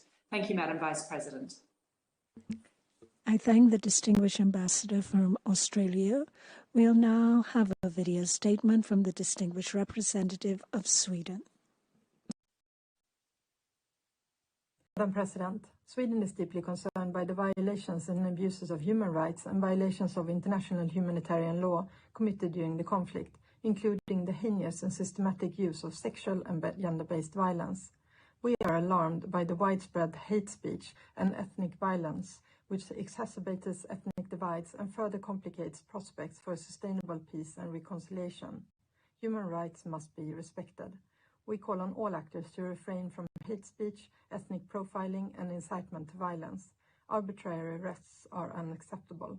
We further call on all parties to respect international humanitarian law, to agree a ceasefire, and engage in genuine efforts for a political and sustainable solution. We fully support the African Union's efforts to engage the parties in talks. Madam President, all reports on violence and abuses must be investigated and accountability ensured in an impartial and transparent manner. Impunity cannot be tolerated. We welcome the efforts of the Ethiopian government to this end, including the establishment of an interministerial task force. Considering the scope of the violations identified by the Joint Investigation Team, further international independent investigations to gather evidence are necessary. We therefore urge this Council to establish an independent international investigative mechanism and ask all parties to collaborate to ensure accountability. I thank you. I thank the distinguished ambassador from Sweden. We'll now have a video statement from the distinguished representative of Switzerland. President, Switzerland is gravely concerned by developments in northern Ethiopia. It condemns the violence as well as violations and threats of human rights and violations of international humanitarian law. It calls on all parties to the conflict to strictly respect their obligations under international law. As millions are facing food insecurity with a significant percentage threatened by famine, it is vital to guarantee rapid, unimpeded access to humanitarian actors across the country. All violations of human rights and international humanitarian law must be investigated in order to bring alleged perpetrators to justice. Switzerland calls on all parties to the conflict to work to support the full protection of human rights and combat impunity. In this context, Switzerland thanks the High Commission of Human Rights and the Ethiopian Human Rights Commission for their impartial and transparent work in the context of the joint report which was published at the beginning of November. It calls on all parties who haven't yet done so to accept the conclusions of the report. In this vein, Switzerland welcomes the recent efforts made by the Ethiopian government and encourages it to rapidly implement the measures laid out in order to make tangible progress. Switzerland also recommends to continue cooperation with the Human Rights Commissioner and and the Ethiopian Human Rights Commission, which should work to extend violations of human rights and international humanitarian law committed after June 2021 into its mandate across all regions affected by the conflict. Thank you. I thank the distinguished representative of Switzerland. We'll now have a video statement from the distinguished representative of Liechtenstein. Thank you, Madam President. We thank the Deputy High Commissioner for Human Rights for her update on the situation in Ethiopia. Liechtenstein is supportive of the call for the special session because we share the concerns over the dire and unfolding humanitarian and human rights situation in the country. The report of the Joint Investigation Team concluded that all parties to the conflict have committed serious violations and abuses of international human rights and humanitarian law, including indiscriminate attacks against civilians, extrajudicial killings, as well as sexual and gender-based violence, just to name a few. It is of utmost importance that the recommendations outlined in the report are implemented by all parties. In this regard, we welcome the steps taken by the government of Ethiopia to set up a task force to implement the recommendations, but also stress the importance of credible results. We furthermore welcome the mediation efforts by the African Union. We call on all parties to the conflict to respect their obligations under international law and to allow immediate, unhindered access for humanitarian aid in order to help the almost 10 million people in urgent need of this aid. Finally, we would like to express our support for the efforts to investigate serious violations and abuses of international law in Ethiopia and to hold perpetrators of these violations accountable. I thank you. I thank the distinguished ambassador. And now we'll have a video statement from the distinguished representative of Ireland. In alliance with the statement of the EU, we reiterate our full support for this special session and condemn the continued human rights violations and abuses by all parties. The humanitarian crisis caused by the armed conflict and exacerbated by restrictions on access for humanitarian aid has compounded the suffering of civilians. We echo calls for unimpeded access, an immediate and meaningful ceasefire without preconditions, and fully support the mediation efforts led by High Representative Obasanjo. The joint investigation was an important step towards accountability. We acknowledge commitments by the government of Ethiopia to implement its recommendations and the establishment of the Interministerial Task Force. We support the work of the Ethiopian Human Rights Commission, but note their access to some areas continues to be restricted. Human rights violations and abuses continue to be committed by all parties, including recent arbitrary detentions. Continued reports of widespread sexual and gender-based violence and ethnic violence are particularly alarming. It is vital to ensure that response services are offered to any sexual violence survivors involved in investigations. Domestic accountability efforts to follow up on the joint investigation recommendations have so far not been sufficiently broad or transparent. Ireland supports the establishment of an international independent mechanism to complement domestic and regional accountability efforts as a vital step towards ensuring comprehensive human rights investigations, accountability for perpetrators, and justice for victims. I thank the distinguished ambassador of Ireland. We'll now hear from the distinguished representative of the Islamic Republic of Iran on Zoom. Thank you, Madam President. The protection and promotion of human rights within the Council and OHCHR should be guided by constructive dialogue and cooperation based on the principles of non-politicization, universality, objectivity, and non-selectivity. We take note of determination shown and the steps taken by the government of Ethiopia for being cooperative with the OHCHR, as well as its positive attitude towards regional organization for mediation efforts with regard to the ongoing conflict in the country. We encourage the African solutions for the Ethiopia conflict, and any efforts by the international community should be focused on bringing peace and stability to the Ethiopia while respecting sovereignty, political independence, and territorial integrity of the Ethiopia.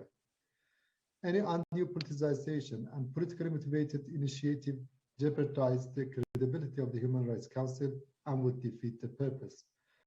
The Islamic Republic of Iran encourages all parties to find an inclusive solution through dialogue and political reconciliation for lasting peace and prosperity for the people of the Ethiopia. I thank you, Madam President. I thank the distinguished representative of Iran. We'll now hear from the distinguished representative of Sri Lanka on Zoom. Madam President, Sri Lanka expresses solidarity with the friendly nation of Ethiopia as it seeks to address challenges that threaten to undermine the country's sovereignty and territorial integrity. We also welcome the progressive reforms undertaken by the government and measures taken by national authorities to address human rights concerns. Sri Lanka reiterates its principled position that actions that do not enjoy the support of the concerned country are counterproductive and contravene GA Resolution 60251 and the IB package.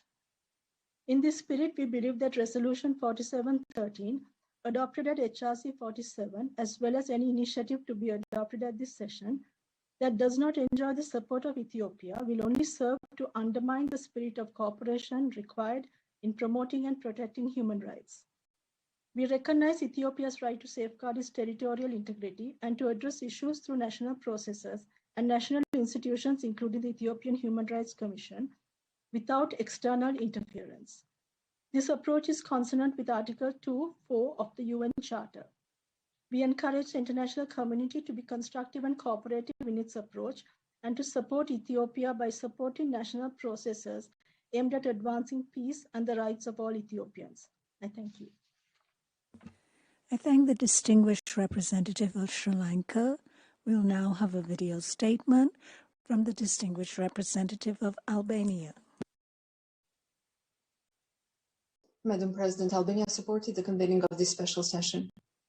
The joint report by the Office of the UN High Commissioner for Human Rights and the Ethiopian Human Rights Commission documented a litany of gross human rights violations and abuses and serious violations of international humanitarian and refugee law, some of which may amount to war crimes and crimes against humanity.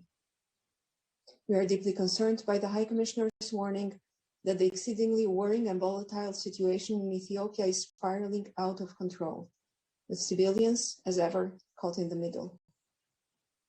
Albania strongly supports the resolution before the Council and the establishment of an international commission of human rights experts on Ethiopia. The horrific violations and abuses identified by the joint investigative team require immediate investigation and documentation in order to ensure accountability and to prevent impunity of perpetrators on all sides. Madam President, promoting the Women, Peace and Security agenda is Albania's top priority during its upcoming term in the UN Security Council. We wish to thank the co-sponsors of the resolution for explicitly including the integration of the gender perspective and the survivor-centered approach in the mandate of the International Commission of Human Rights Experts on Ethiopia. I thank you. I thank the distinguished representative of Albania. We'll now have a video statement from the distinguished representative of the United States of America. The United States is deeply concerned about the escalating crisis in Ethiopia and widespread human rights abuses committed by all parties to the conflict. We condemn the use of starvation as a weapon of war, which the Ethiopian government has reportedly done by blocking humanitarian access and detaining tens of thousands of ethnic Tigrayans under life-threatening conditions. We also condemn the Tigray People's Liberation Front's human rights abuses, including killing and raping civilians. We are profoundly worried by reports that Amhara forces are systematically killing Tigrayans in western Tigray. Finally, we condemn Eritrean forces' human rights abuses in Ethiopia. The United States urges the creation of a mechanism to investigate, report on, and collect and preserve evidence of all violations and abuses by the parties to the conflict. And we call for 1. The parties to end hostilities, enable unhindered humanitarian access, enter negotiations without preconditions, refrain from inflammatory rhetoric, and respect human rights. 2. The Ethiopian government to release all civilians and allow international monitors timely access to detainees. And 3. Those responsible for violations and abuses to be held accountable. I thank the distinguished representative of the United States of America. We'll now have a video statement from the distinguished representative of Croatia. Thank you, Madam President. Croatia aligns itself with the EU statement. We thank the Deputy High Commissioner for her presentation and for the report done by the OHCHR and the Ethiopian Human Rights Commission following a joint investigation. Findings of the report paint a very serious picture of a country in crisis, reporting allegations of grave human rights violations and abuses committed by all parties to the conflict. Following the High Commissioner's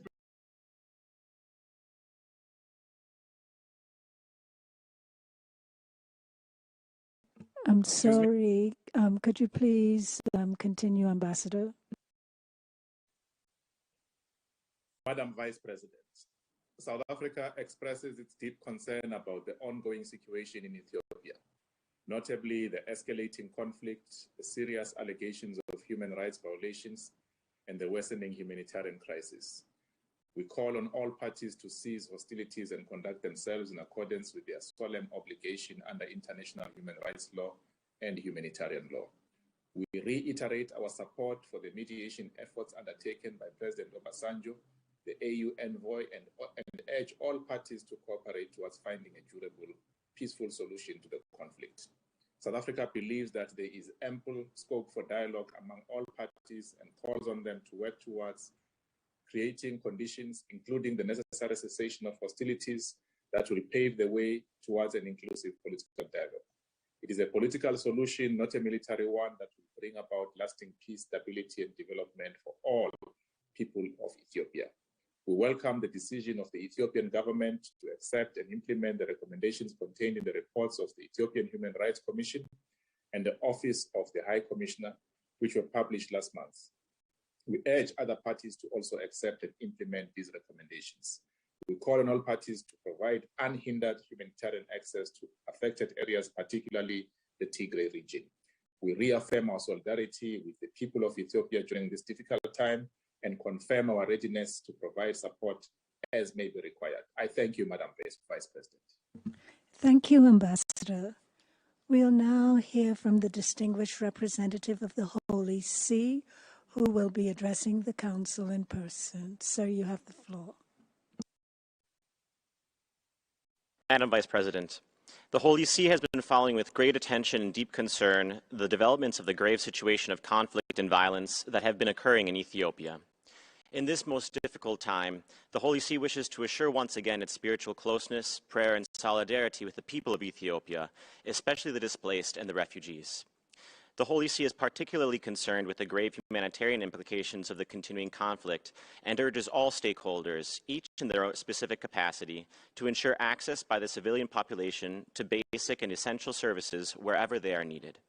The Holy See, in hoping for a peaceful and swift resolution to the ongoing tensions, remains confident that dialogue in a spirit of fraternity may bring about the much-desired peace. Indeed, in the words of Pope Francis, the way of peace reconciles conflicts and regenerates the beauty of fraternity. There is no other way to achieve reconciliation. Let us nurture hope by openness to sincere discussion that would give priority to people's needs. Thank you, Madam Vice President. I'd like to thank the distinguished representative from the Holy See. Excellencies, ladies and gentlemen, we shall now turn to the list of speakers for non-governmental organizations. The first organization on my list is the representative of East and Horn of Africa Human Rights Defenders Project. Madam President, Madam High Commissioner, the joint OHCHR/EHRC report found evidence that all parties to the Tigray conflict have committed violations of international law, some of which may amount to war crimes and crimes against humanity. It concluded that those responsible should be held to account and that an international independent mechanism could be established to collect evidence of the atrocities in preparation for persecution. The joint report was a positive step, as was the Council's decision to ensure reporting and public debates on the Tigray crisis. This special session is an opportunity to take another step, as the conflict has spread to other regions and as attacks against the human rights defenders, civil society, and independent journalists, and the restrictions to freedom of expression multiply. We urge the Council to establish an independent mechanism with mandate to investigate, report on, and collect and preserve evidence of violations and abuses. The mechanism should shed light on violations committed by all parties. It should report regularly to the Council and formulate recommendations to prevent and further violations and ensure accountability. It should be complementary to the African Union efforts to address the crisis and prevent the worst in Ethiopia. Thank you. Thank you. We'll now hear from Human Rights Watch. Thank you very much, Madam President. As the world endlessly debates how to respond to the devastating conflict in Ethiopia, the conflict has spread, and with it serious abuses by all parties to the conflict. Yesterday, we reported on the latest wave of abuses in Western Tigray. Since November, Amhara forces have forcibly expelled thousands of Tigrayans, older people, children, and women. Those seen to be of fighting age have been locked up in horrific conditions. Men trying to escape arrest were killed, and these are war crimes. Last week, we documented how Tigrayan forces extrajudicially executed dozens of civilians in just 2 small towns in the Amhara region in September. Those were war crimes. A human tragedy is unfolding before our eyes in Tigray, in the Amhara region, in Afar, in Oromia. The establishment of an international mechanism on Ethiopia could not be more timely. To undertake further investigations, gather and preserve evidence, lay the foundation for accountability, and importantly, spell out recommendations on transitional justice. The victims and survivors of the atrocities we have reported on, and those that have not yet been documented, deserve this opportunity for accountability and respect for their basic rights. Thank you. Thank you. We'll now hear from Al-Zika Relief Foundation. Madam President, this one-year conflict is escalating now, and the fighting is moving toward the capital. There is no intention now for any of the parties of the conflict to change their position or to cease fire at this moment. On the contrary, both sides are claiming victories. Civilians all over Ethiopia are the ones who bear the consequences of this armed conflict. Ethiopia is facing humanitarian crisis all across the country. This year's conflict led to the death of thousands of Ethiopians, pushed parts of the country to famine, and forced more than nearly 2 million people to leave their houses. Adding to that, all conflict parties, including the government, committed war crimes, and the most affected in this armed conflict are women and girls. Sexual and gender-based violence and gang rape are the systematic and repetitive. The government has promised to hold accountable any of the parties, any of the forces who violated human rights, especially those who committed acts of rape. The question is, how will the government hold their allies from Eritrea who committed violations also accountable? Are they free now from these violations and rapes? The Liska Relief Foundation recommends to urge all parties to stop the conflict and cease fire, to urge the government not to block the delivery of humanitarian aid, to continue transparent investigations by the Council and hold accountable those who committed war crimes and human rights violations from all parties. Thank you. Thank you. We'll now hear from Amnesty International. Over the past year, Amnesty International has documented a litany of violations and abuses in Ethiopia, including sexual and gender-based violence, extrajudicial killings, indiscriminate shelling, and widespread looting. Violations of international law, some of which amount to war crimes and possibly crimes against humanity. We're alarmed by the ongoing wave of ethnically motivated arbitrary mass arrests and the surge of killings and forced expulsions of Tigrayans by Amhara security forces in western Tigray. Tigrayan civilians attempting to escape this new wave of violence have been attacked and killed. Scores in detention currently face torture, starvation, and denial of medical care. The scale and brutality of the use of sexual and gender-based violence as a weapon of war is particularly disturbing. We've documented how Ethiopian government-aligned forces have subjected Tigrayan women and girls to rape, gang rape, sexual slavery, sexual mutilation, and other forms of torture, often using ethnic slurs and death threats, in a context and scale amounting to war crimes and possibly crimes against humanity. They raped me one after the other, one woman told us. I don't know if they realised I was pregnant. I don't know if they realised I was a person. But it's not just one side responsible for crime. Since July, we've documented serious abuses, including sexual violence by Tigrayan forces. In some cases, TPLF forces told women they were raping them in revenge for the rape of Tigrayan women by federal government forces. Accountability for these crimes is critical to ensure justice for survivors and a deterrent against further abuses. We urge all states to support today's important resolution and the creation of a robust investigative mechanism. Thank you. Thank you. We'll now hear from Partners for Transparency. سيادة الرئيس استثنائية لمناقشة الوضع الخطير لحقوق الإنسان في إثيوبيا لا سيما في إقليم تيغراي. Thank you very much, Madam President. Partners for Transparency الإثيوبية يدفعها لارتكاب المزيد من الانتهاكات الجسيمة ضد حقوق الإنسان، فقد دعمت هذه الدول إثيوبيا لنحو مليار دولار سنويا في العقدين السابقين، وخططت الولايات المتحدة للاستثمار 5 مليار دولارا في إثيوبيا في عام 2021، وبدلا من أن تستخدم الحكومة الإثيوبية هذه الأموال لأغراض التنمية ودعم البنية التحتية، عقدت بها صفقات أسلحة كان آخرها صفقة طائرات مقاتلة بدون طيار استخدمت لقصف المدنيين في شمال أثيوبيا، وهو ما أفضى لقتل العدد من النساء والأطفال. وتؤكد مؤسسة شركاء أن كل يوم يمر في هذه الحرب العباسية في أثيوبيا يخلف مزيدا من القتلى والمشردين داخليا، ويدفعها بمزيد من السكان إلى هوة الفقر المدقع، ويهدد أكثر من 100,000 طفل في إقليم تيغراي بسوء التغذية. وعليه تطالب مؤسسة شركاء بفرض We call for the imposition of restrictions on the humanitarian financing of the Ethiopian government and bring pressure to bear on the Ethiopian government to put an end to the gross violations of human rights against Tigray people. We also affirm that more economic sanctions must be imposed to deter the Ethiopian government from its repressive practices. Thank you. Thank you.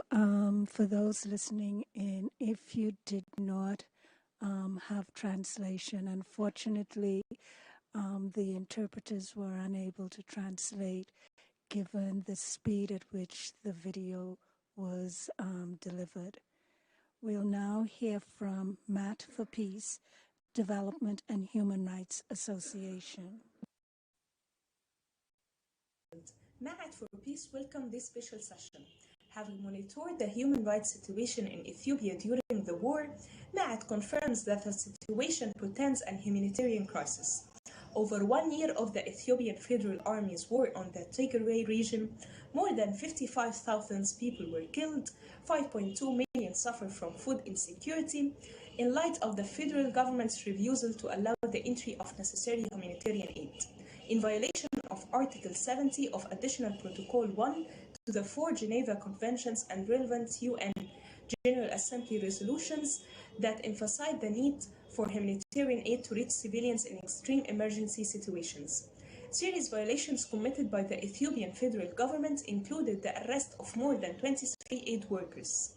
MAD therefore calls on the federal government in Ethiopia to allow humanitarian aid to reach civilians affected by the internal fightings, and to ensure full protection for aid workers, humanitarian organizations, and UN staff in Ethiopia. MAD also call on all parties of the war in Ethiopia to stop all hostilities and enter into unconditional negotiation to avoid further loss of life. Thank you, Madam. Thank you. We'll now hear from World Evangelical Alliance. I'm Bishop Thomas Schirmacher, Secretary General of the World Evangelical Alliance, representing Protestant churches with over 600 million members around the world. The World Evangelical Alliance is deeply concerned about the conflict in Ethiopia. We recognize there are grievances on both sides. However, the way to resolve conflict is not through taking up arms. We call upon all parties to the conflict for an immediate ceasefire. We plead with all sides to engage in a negotiating process to bring lasting peace in this. We stand ready to support a peace and reconciliation process, particularly engaging our regional branch, the Association of Evangelicals in Africa, and our Peace and Reconciliation Network.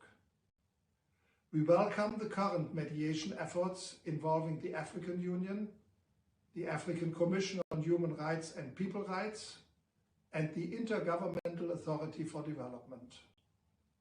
Furthermore, we appeal to all parties to ensure immediate and unimpeded delivery of humanitarian and aid supplies to the civilians and internally displaced persons, including across the conflict lines. Thank you. We'll now hear from Radel. RADA welcomes the holding of this special session on the human rights situation in Ethiopia, as well as congratulates the countries that have taken the initiative to convene the session, even though immense damage has already been caused. For the past year, we have been witnessing the continuation of unbearable violence between Ethiopian government armed forces and Tigrayan rebels. And yet, one of the main objectives of the creation of the Human Rights Council is to prevent such a situation. Therefore, RADA regrets that the Council has not reacted in time to put an end to this conflict. RADA condemns in the strongest possible terms rape, killings, extrajudicial and summary executions, and destruction of property perpetrated by both parties to the conflict. RADA calls on the two parties involved, who are both Ethiopian, to prioritize the interest of the country and observe a ceasefire and return to the negotiation table. Furthermore, RADA supports the establishment of an international commission of inquiry to ensure that the principal culprits of violations of international humanitarian law and human rights law are brought to account before the competent courts. In conclusion, RADA supports the mediation efforts of President Obasanjo and reaffirms its commitment to the unity, integrity, and the sovereignty and territorial integrity of Ethiopia. Thank you. We'll now hear from the International Bar Association. IBA's Human Rights Institute welcomed this special session on the grave human rights situation in Ethiopia. The situation in Ethiopia requires urgent response that goes beyond merely condemning the crimes. We welcome the proposal to establish a mechanism to conduct investigations, establish facts, collect and preserve evidence, and where possible, identify those most responsible. This is a crucial step to ensure justice and accountability. We further welcome the proposal to include guidance on transitional justice. We appreciate the reference to integrating a gender perspective. However, we consider this is not enough, and language on sexual and gender-based violence is crucial. The issues surrounding SGBV are omnipresent in Ethiopia. A breakdown of traditional accountability mechanisms, increased exposure to and normalization of SGBV, lack of economic opportunities, under-prioritization of SGBV, lack of SGBV reporting mechanism, and adequately trained healthcare workers are highlighted as contributing factors to widespread SGBV. As such, the response to SGBV must be comprehensive and must be fully incorporated by the new mechanism. The use of sexual violence as a weapon of war in Ethiopia is a fact reported by the UN on several occasions and not a claim yet to be proven. The new mechanism may only elaborate on the true scale of the issue. The omission of the issue from the resolution is a significant failure that must be addressed. I thank you. Thank you. We'll now hear from Christian Solidarity Worldwide. Madam President, CSW welcomes the convening of this special session. The humanitarian and human rights situation remains critical. CSW notes the disturbing findings of the OHCHR-EHRC joint investigation, despite its limitations, and that since the end of its reporting period in June, the situation has worsened. We remain deeply concerned by continuing reports of starvation being used as a weapon of war and of mass incarceration of Tigrayan civilians, including infants, on the basis of ethnicity. We are also concerned by reports of arms sales to Ethiopia, which effectively prolong a war that increasingly seems unwinnable. The immediate priorities, therefore, are a ceasefire, unhindered humanitarian relief, and the release of those unjustly detained. But, Madam President, to recover from this conflict, Ethiopia will also require accountability and justice. CSW urges the Council to establish and support the immediate operationalisation of a genuinely independent mechanism to thoroughly investigate alleged violations of international human rights, humanitarian and refugee law committed since the 3rd of November 2020, to collect evidence on the most serious violations committed during the conflict, and to prepare files for criminal prosecution by a national, regional or international tribunal. We further call on the international community to initiate an arms embargo and to impose targeted sanctions on military and political persons and entities identified as complicit in human rights abuses, particularly on the leaders of Ethiopia and Eritrea, who bear ultimate responsibility for the appalling violations that are being committed with impunity by their respective forces. Thank you. Thank you. We'll now hear from International Human Rights Council. Thank you, Chair, for the floor. We stand behind the joint report of the Ethiopian Human Rights Commission and the United Nations Human Rights Office and the 16 countries who issued a statement to seriously hold accountable those responsible for committing human rights violations in Ethiopia and investigate them.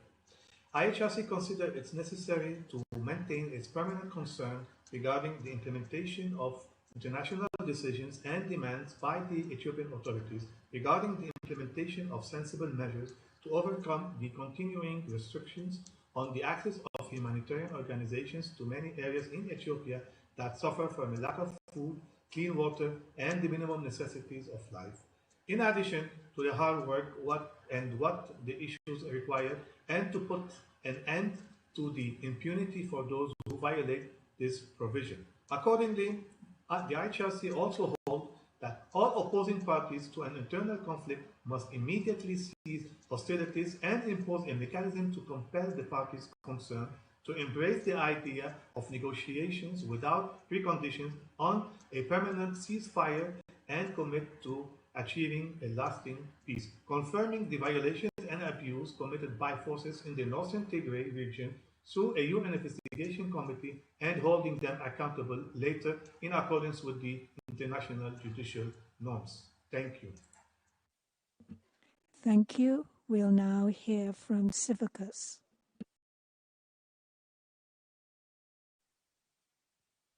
Thank you, Madam President.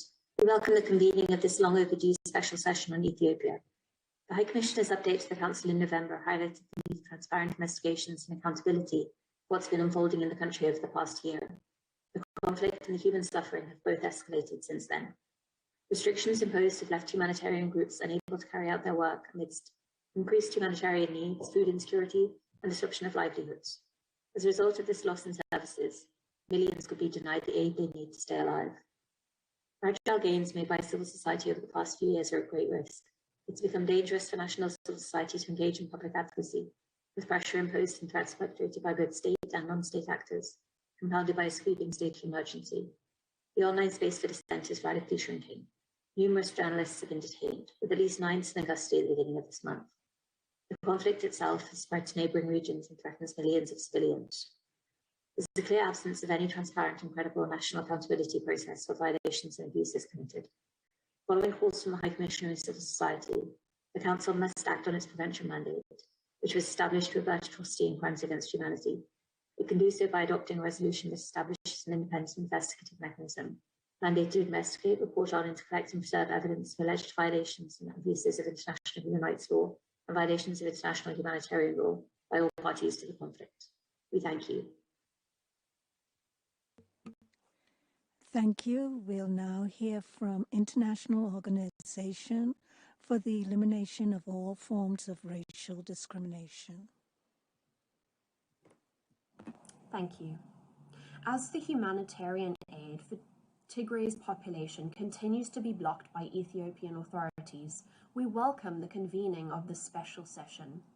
As a result of the ongoing conflict, Ethiopia is currently facing large-scale internal displacements, which according to the International Organization for Migration could amount to 1.8 million people. The number of enforced disappearances and government arrests have increased, and insecurity persists in the regions of Oromia and Benishangul Gumuz. There, government forces carry out operations against armed militia, resulting in serious abuses and attacks against minorities. The government is also responsible for harassing and arbitrary are also subject to abuses such as executions, widespread sexual violence, and torture. The government has notably limited the right to freedom of expression and access to internet and social media. EFORD and Geneva International Centre for Justice recommend that the special session call on all parties to Ethiopia's conflict, Tigrayan Defence Forces included, to respect international human rights law by immediately seizing unlawful attacks on civilians and holding responsible those who commit human rights abuses in the region. Thank you.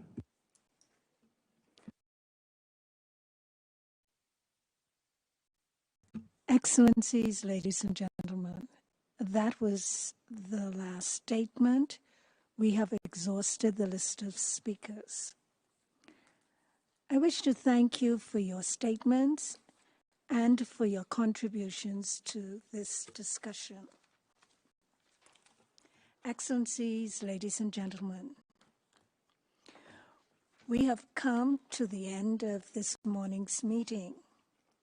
We shall reconvene at 3 p.m. to consider the draft resolution A/HRC/S-33- I'm sorry, I'll repeat it again.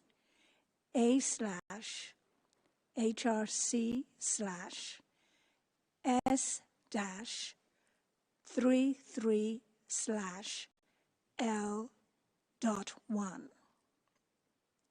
I request all 47 states, members of the Council, and the representative introducing the draft resolution on behalf of the main sponsors and the representative of the country concerned to join this Zoom meeting at 2:30 p.m. this afternoon to allow the Secretariat to verify that they are present on Zoom and duly represented and in a position to take part in the voting process.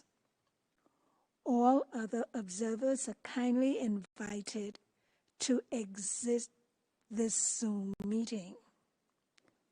I hereby declare closed the first meeting of the 33rd Special Session of the Human Rights Council.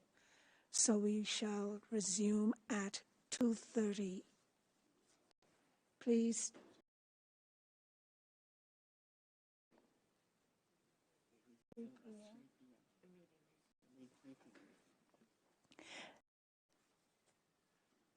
My apologies. I'm advised that we will resume the meeting at 3 p.m. this afternoon. Thank you very much. I hereby declare closed the first meeting of the 33rd Special Session of the Human Rights Council.